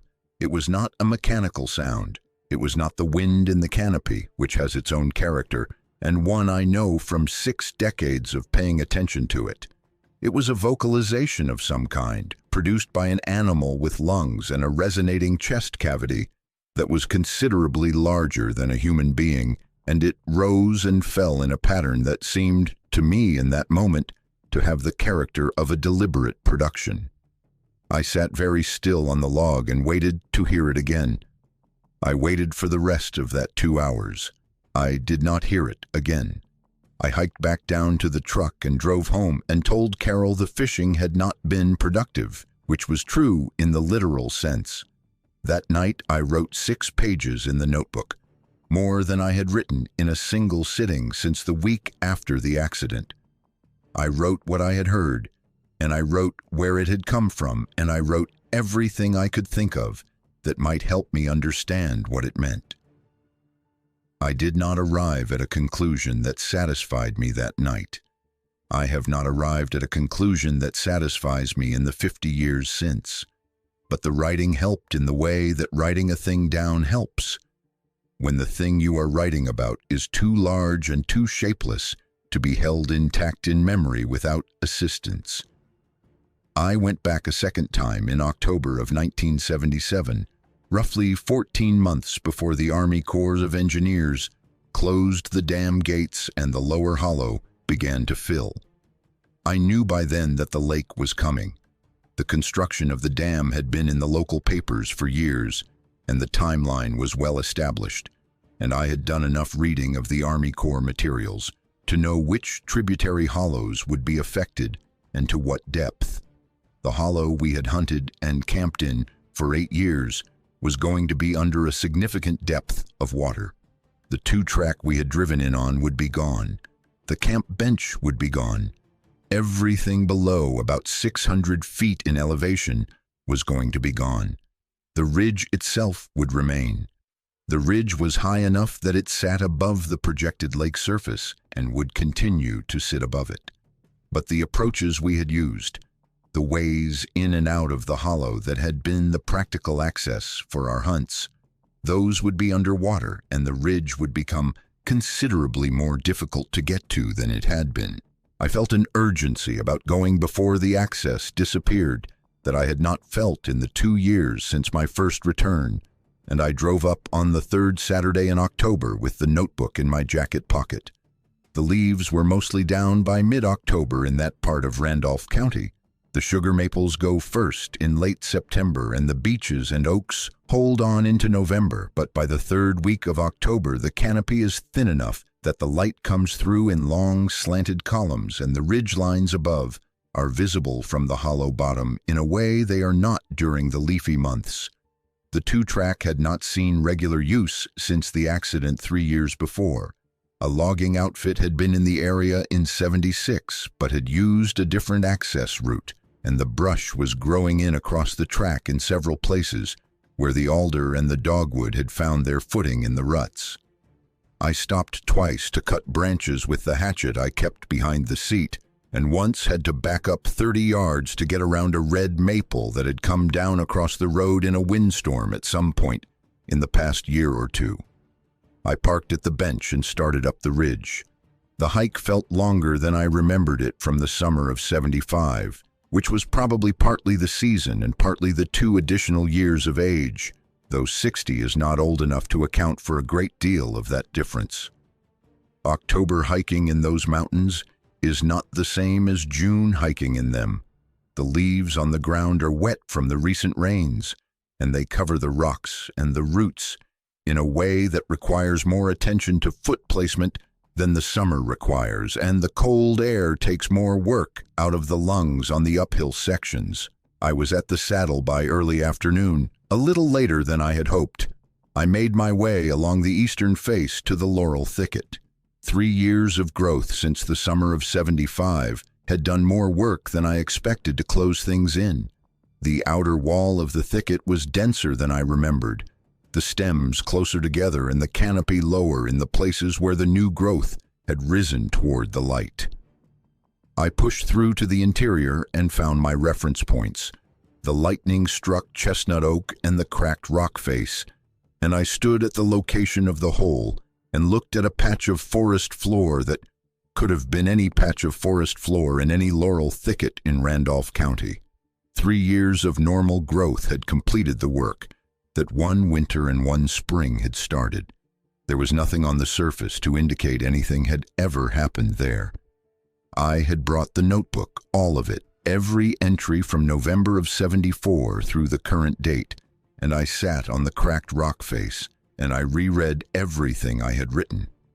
I did this not from having forgotten the details, which I had not been able to forget regardless of effort, but because I wanted to hold the written record in my hands, while I was physically present at the place the record was about, to test whether the account and the location continued to confirm each other after 3 years of time and distance.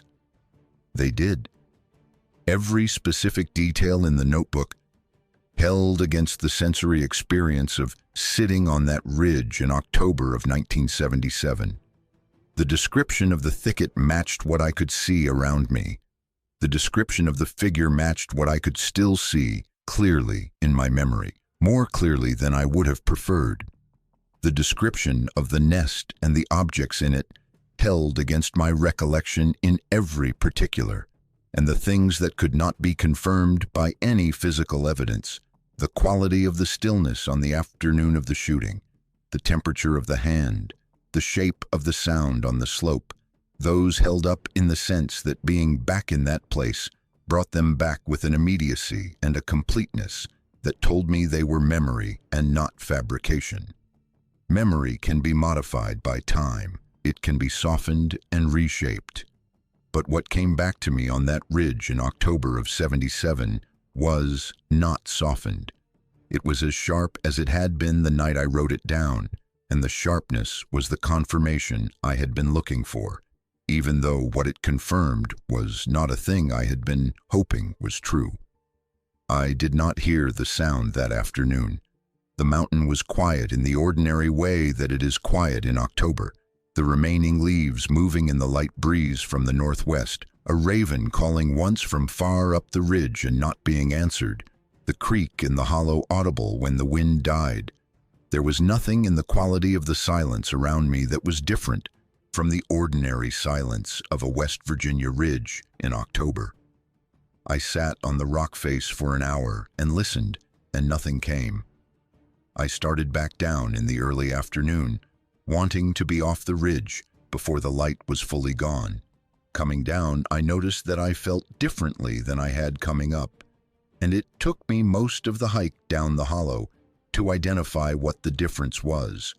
Going up, I had been carrying a kind of hope, not a specific hope, not the hope that an answer would appear, or that I would hear the sound again, but a more general hope that the mountain would give me something, some kind of confirmation that what had happened there 3 years before was understood by something, that the loss was registered in some framework outside my own guilty conscience, that the reckoning I felt I owed had somewhere to be directed.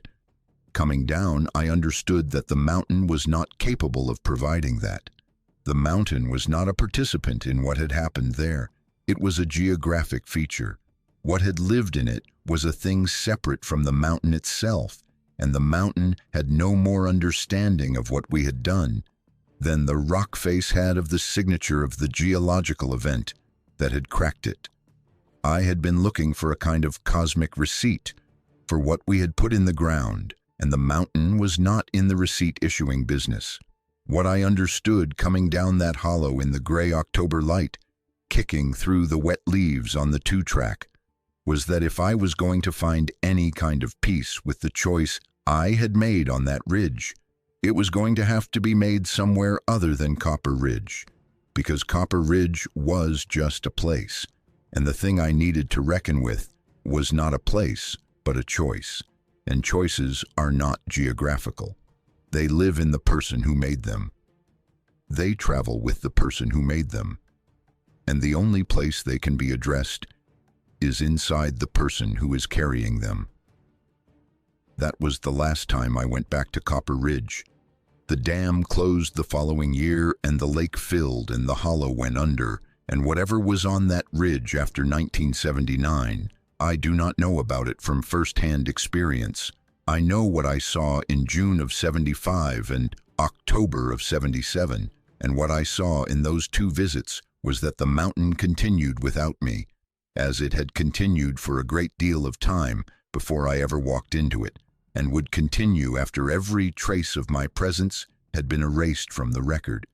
The years after '77 were the years of building the life I described. The house, the children, the work, the community. The notebook filled up and then went into the cedar box, and the cedar box went into the chest of drawers, and the chest of drawers went into the back bedroom of the house on Garfield Street, and there it stayed. Dale became quieter as he got older. The laugh that had been his most immediate and distinctive quality, the thing you remembered about him after a first meeting, came less often and with less force as the years went on, and by his 60s it had mostly gone, or rather it had retreated to a more interior position where it showed up in the expression of his eyes before it reached his voice. He still hunted every November right up until the year the cancer made it physically impossible, and he still went to the Randolph and Upshur County ridges the same general country in which he had hunted all his adult life, though I know for a fact he never went back near Copper Ridge specifically. He told me once, sometime in the late 90s, when we had talked on the phone longer than we usually did, that he had driven toward the old approach road one afternoon, without having made a deliberate plan to do so, just found himself on Route 33 heading east toward Buchanan and kept driving because there was nothing pressing in the other direction, and he had gotten as far as the Burnsville Lake Marina and parked the truck and gotten out and stood at the railing looking at the water covering the hollow below the ridge. And he had felt something looking at that water that he could not name to me and could not name to himself.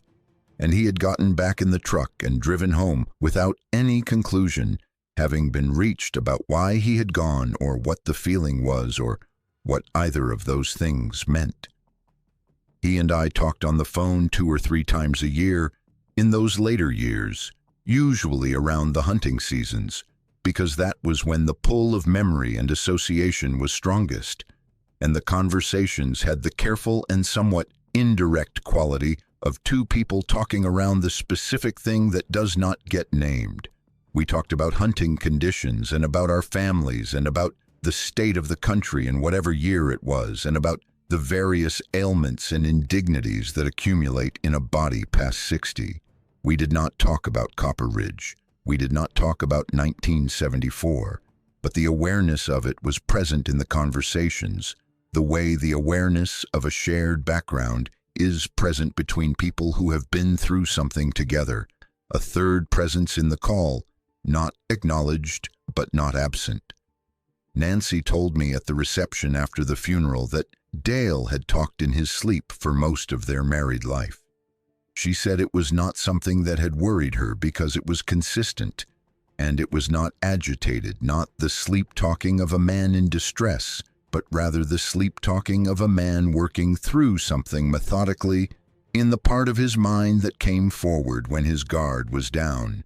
He would say, in a voice she described as careful and level, "That is not a bear," and then he would say other things she could not make out, and then he would settle back into quiet sleep.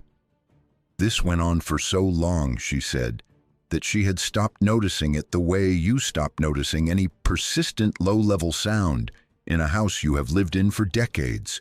The refrigerator cycling on, the particular creak of the third stair. She said it was just Dale.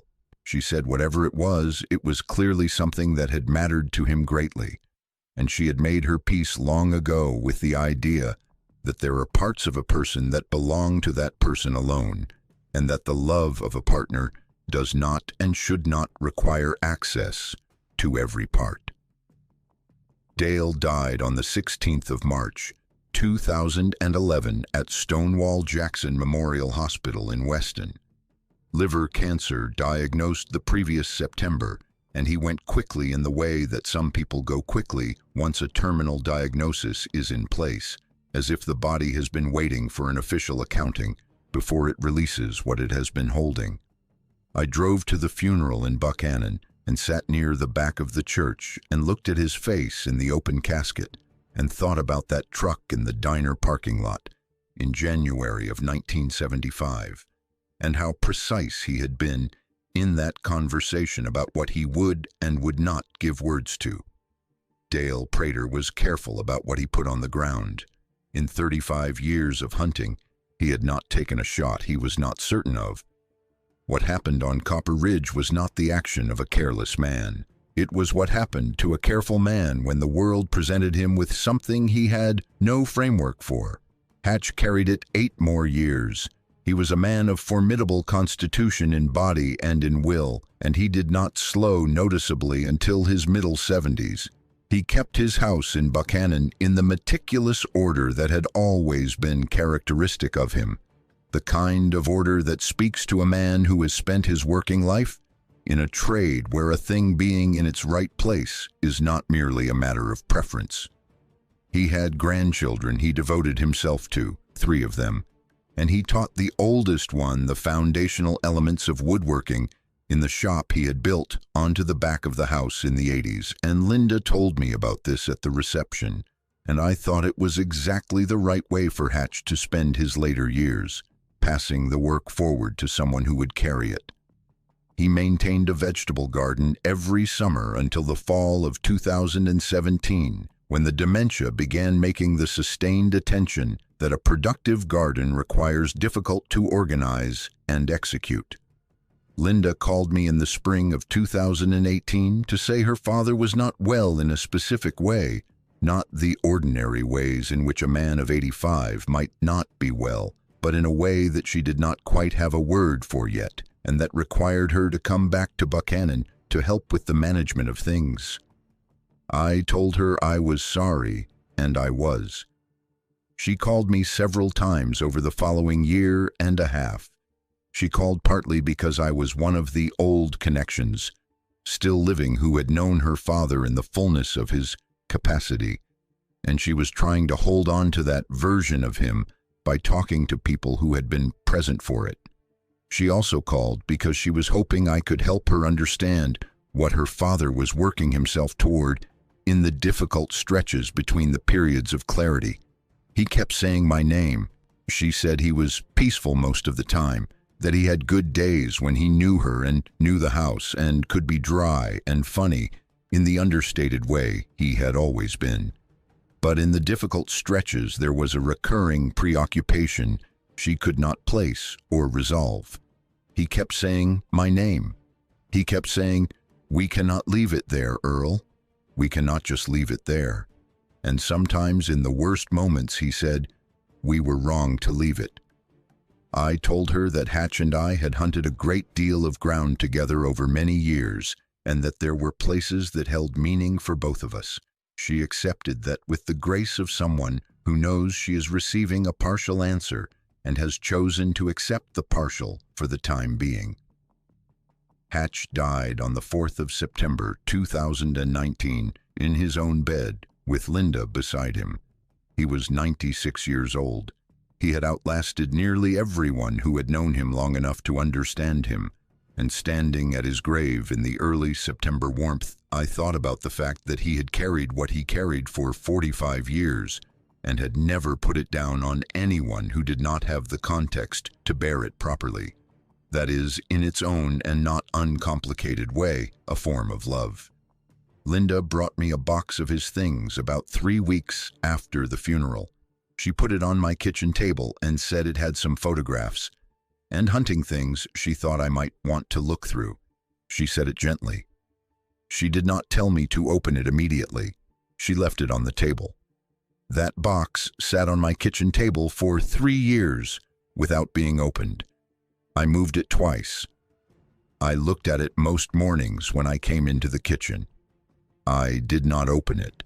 I knew, in the way you can know a thing without having confirmed it, that there was something in that box that was going to change the shape of what I had been living with, and I was not ready for the shape to change. I could not predict what the new shape would be, and the uncertainty of it was enough to keep the box closed. My daughter Rebecca came from Parkersburg in the fall of 2022 for one of her regular visits. She is practical in the way Carol was practical, which means she sees what is in front of her without choosing to look around it. And she came into the kitchen and saw the box on the table and asked what it was. When I told her it had come from Hatch's things after the funeral 3 years before, she gave me the look that her mother used to give me when I was not addressing something that needed addressing, and she said, "Dad, you need to go through this." We sat down at the kitchen table that afternoon and went through it together. Most of what was in it was exactly what Linda had described. Photographs from the 50s and 60s and 70s, some of them including a younger version of me at various stages of adulthood. Hunting licenses and receipts and the accumulated small paper record of a long life lived in a specific place. A stag-handled folding knife I recognized immediately that I remembered Hatch carrying in his right front pocket from the time I was 14 years old until sometime in the 90s. And at the bottom of the box, inside a small cardboard container that had originally held a pair of lined work gloves, a Polaroid photograph, a West Virginia ridge in winter, bare hardwood canopy against a sky that the decades had faded from whatever it had been in life to a pale greenish gray, a band of dark laurel across the middle slope of the ridge, running left to right across the frame. The photograph had aged the way Polaroids from the early 1970s age, the chemistry shifting over the years into a cast that gives everything a slightly cold and melancholy quality. In the middle distance at the edge of the laurel band, a figure, standing upright, large enough that the comparison to the surrounding timber was immediate and required no deliberation. Dark, the face partially turned toward the camera, not fully, partially, as if it had become aware of the camera in the moment before the shutter and had begun to turn toward it and had not fully arrived. I sat looking at that photograph for a long time before I spoke. Hatch had gone back. Not once. He had gone back multiple times over the years, following November of '74, alone, without telling me or Dale. And at some point, he had gotten close enough or patient enough to document what he found there. He had taken this photograph and he had put it in a box. And he had said nothing about any of it for 45 years. And when his mind had begun to go and the will that had organized his silence was failing, what came through in the difficult stretches was Copper Ridge and my name and the sentence that we had been wrong to leave it. I thought about Hatch returning to that ridge alone, year after year, with a camera, the oath still technically intact, in the sense that he was not telling anyone, but broken in the more important sense that the oath was supposed to cover. I thought about what he must have found on those returns. I thought about the cost of that, carrying not just the original weight, but the additional weight of what he saw on those returns, alone with no one to confirm that it was real. And I thought I understood something about Hatch Rourke in that moment that I had not understood while he was alive. Rebecca asked me what was in the photograph. I told her it was something I needed to think about how to explain before I tried, and that I would tell her before I was done, and she said she would wait. I told her 2 weeks before I made this recording. I had tried to begin twice before that in the years since Carol died, the first time in the winter of 2017, when a bout of pneumonia put me in Rowan General for 3 days and gave me the kind of perspective on what remained undone that a hospital room reliably provides, and the second time in the spring of 2020 when the pandemic created a particular quality of isolation and stillness that made the weight of the secret more present than usual. Both of those beginnings had not quite become the full telling. I had started and then found a reason to stop. That seemed adequate in the moment, and I had continued stopping until Rebecca sat across from me at the kitchen table in Spencer in the fall of 2022 and said, "Dad, you need to go through this," and opened the box with me, and I held the Polaroid in my hands, and the beginning I had stopped twice before finally had enough behind it to keep going. It took close to 2 hours, told slowly, with several stops. I told her about the three of us, about Dale and Hatch and who they were and what the hunt meant to us and why we were on that ridge in November of '74. I told her about the drive-in and the camp and the morning and the afternoon stand. I told her about the shot and what I found when I reached Dale in the thicket. I described the figure on the ground in the detail I have given you here, slowly and as precisely as I could manage, and I watched her face as I described it, and her face did not give me doubt or performance.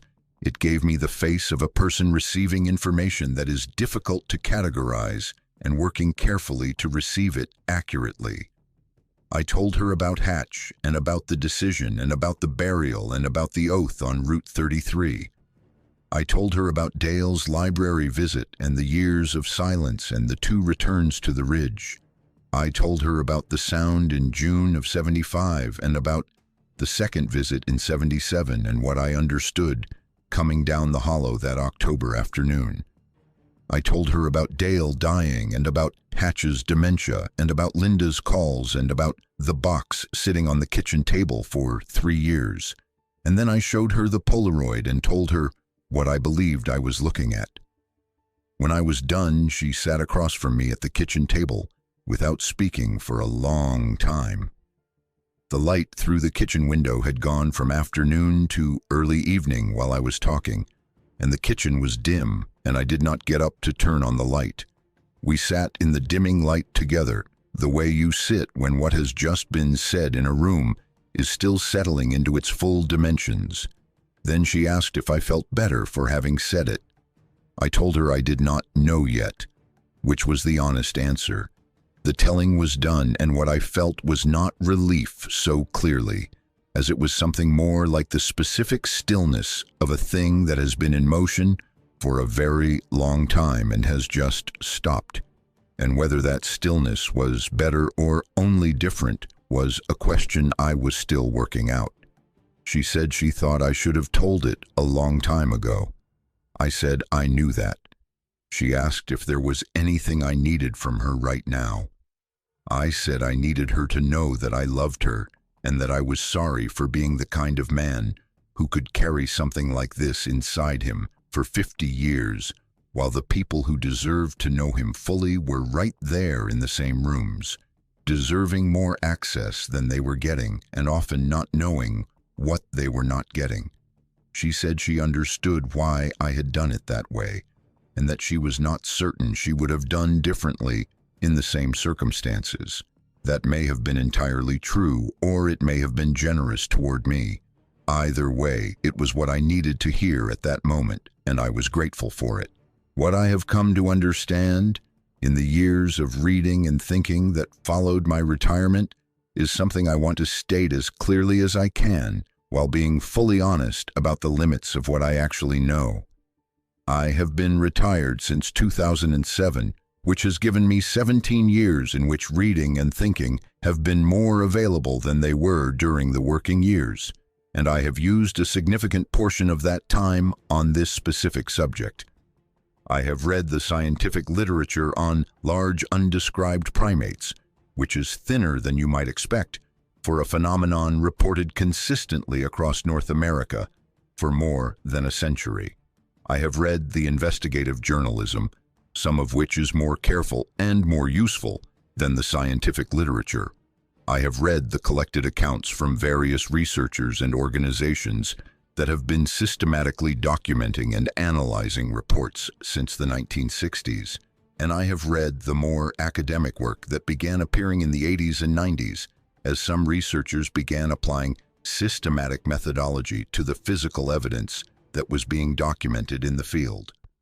I have also read the counter-arguments, the explanations that propose misidentification of known animals, primarily bears, as the source of all reports, the psychological literature on false memory and on the human tendency to perceive agency and intention in random events, the anthropological literature on the function of Bigfoot and similar figures in the folklore and oral traditions of indigenous peoples across North America, and how those traditional accounts intersect with and differ from the reports made by European-descended Americans and Canadians in the 20th century.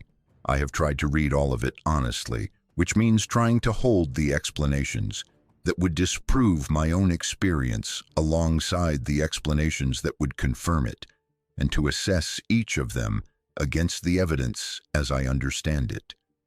Here is what I have concluded, held clearly separate from what I know as fact.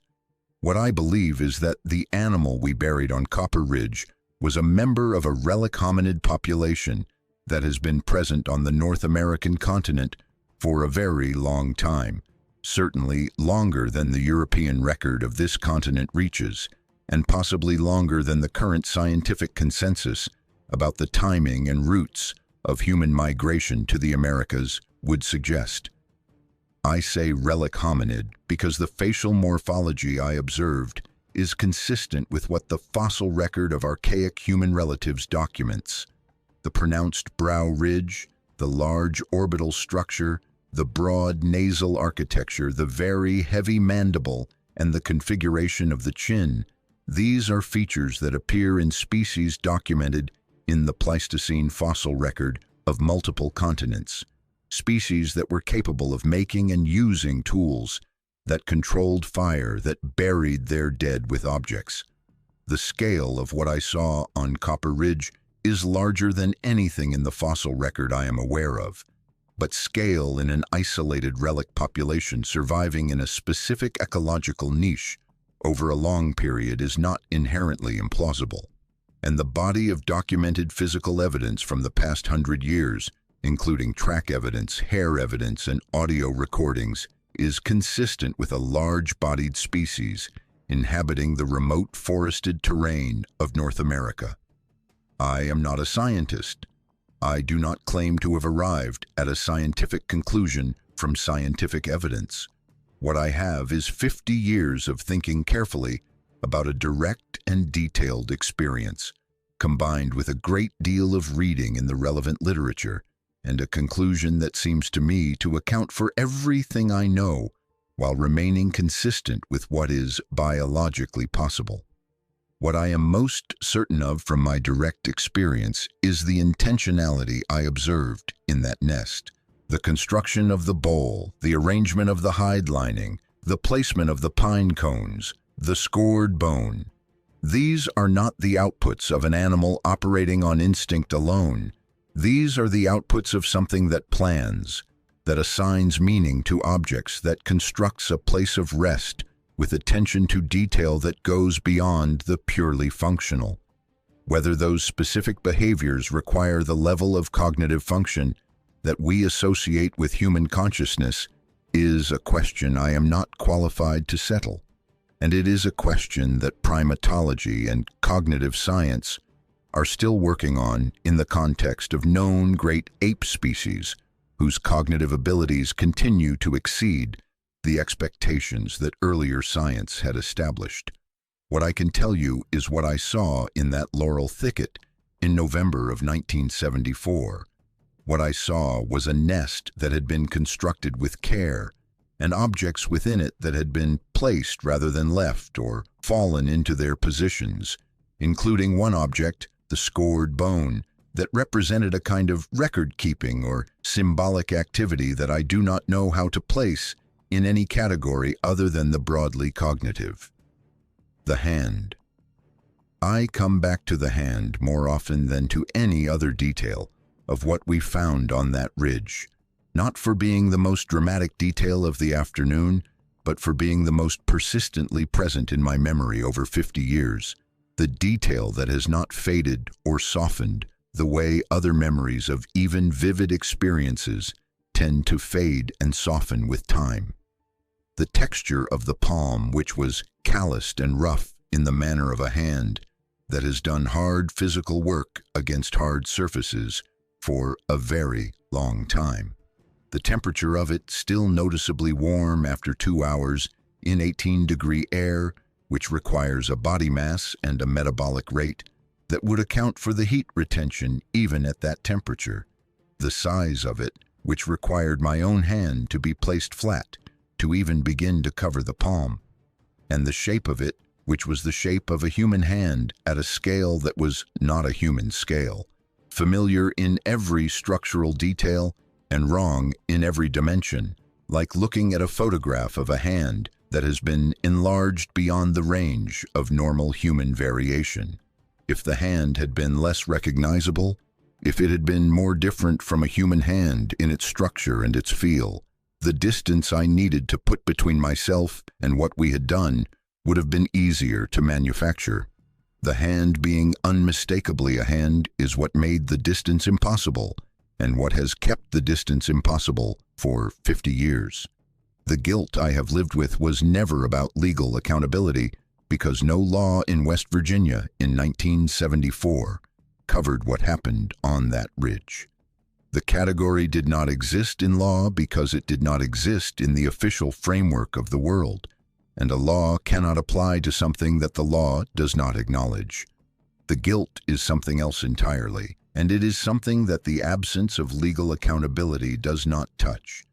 It is the guilt of a man who failed in the moment when failing was easy, who chose the smaller and meaner path when a larger and more honest one was available, and who then spent 50 years building an architecture of justification for a decision he made in 10 minutes. The circumstances were real, and I am not dismissing them. They did not make the choice inevitable. They made it more available than the alternative, easier to see and easier to take. Those are not the same thing as inevitable, and I have known the difference for a long time and have never been fully comfortable with the knowing. There is one more thing from the night of the shooting that I have not told you yet, and I am telling it now because it is the detail that changed what everything else means. Before we left the ridge that night, before we had gathered our gear and started the long walk down the hollow in the dark, I was standing at the western edge of the laurel looking down the eastern slope. The dark was complete, no moon. Cold stars dense through the bare canopy overhead. Hatch and Dale were behind me finishing the last of the covering work, and I had switched my flashlight off to save the battery and was standing in the starlight, letting my eyes adjust. I heard something move on the slope below me, not a crashing or a blundering through brush. The specific and intentional sound of something large moving through timber when it is trying not to make noise but cannot entirely prevent the small sounds that weight and displacement produce in a forest at night. The occasional brief compression of a frozen leaf, the faint shift of something heavy on the frozen ground. It was moving uphill, toward the ridge, toward where I was standing. I did not turn on my flashlight. I think I knew, in the way you sometimes know things, in the moment before you think about them, that turning on the light would end something I needed to remain inside for a few more seconds. I stood in the dark at the edge of the laurel, and I listened to the movement on the slope get closer and closer, and then it stopped. 30 feet below me by my best estimate in the dark, and in that terrain, though I hold that number loosely. Silence for what might have been 30 seconds or might have been longer, and then the sound. The same low, deep sound I would hear again in June of '75, from the rock at the edge of the laurel. The same register, more felt in the chest than heard with the ears. The same shape, a beginning and a sustained middle and a deliberate end, 4 or 5 seconds, then nothing. Hatch called my name from behind me, and I turned and clicked on the flashlight, and we walked off the ridge. I have spent 50 years deciding what that sound was addressed to. I have spent 50 years deciding whether it was meant for me or for what we had put in the ground, or whether those two destinations were the same destination. I have not arrived at a conclusion that fully satisfies me.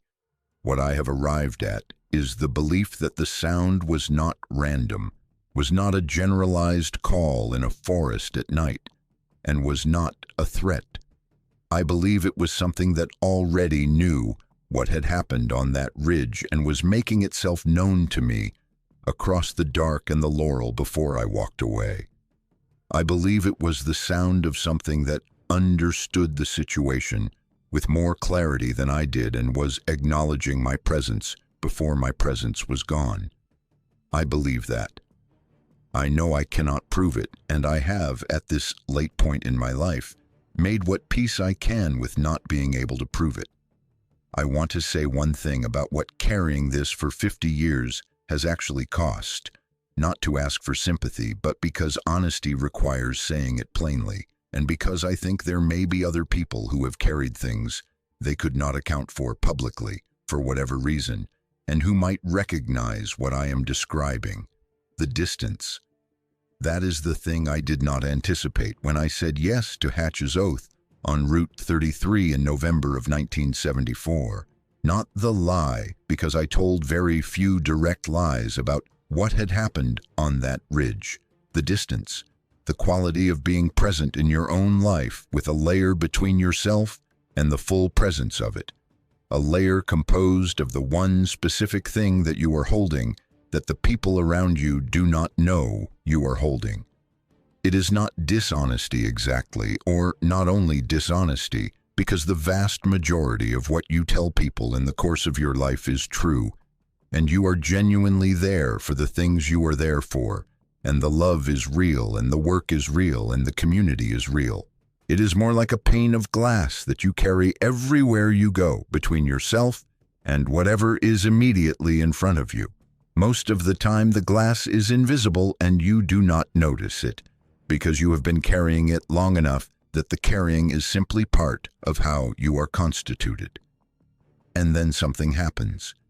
Carol reaches for your hand in a specific and quiet way, without anything being said. Rebecca laughs at something you have said fully, the way a child laughs with a parent, without reservation. One of your grandchildren looks at you with the specific trust that grandchildren have for their grandparents, the trust that has not yet been complicated by the knowledge that people contain things that are not visible from the outside. And in that moment you notice the glass, you feel the layer, you understand that it is there because of a choice you made 50 years ago in a laurel thicket in Randolph County, and that the choice is still actively being made every day. You get up and do not say what you know. I am done making that choice.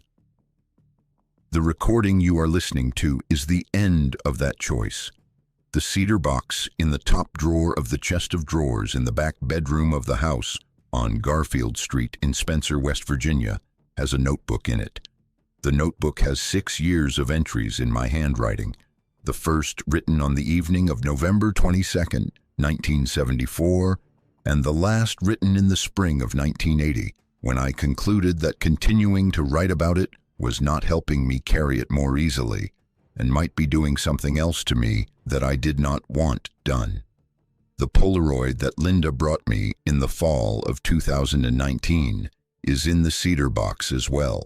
My daughter Rebecca has seen it. She knows what is in the box, and she knows the box should not be thrown away.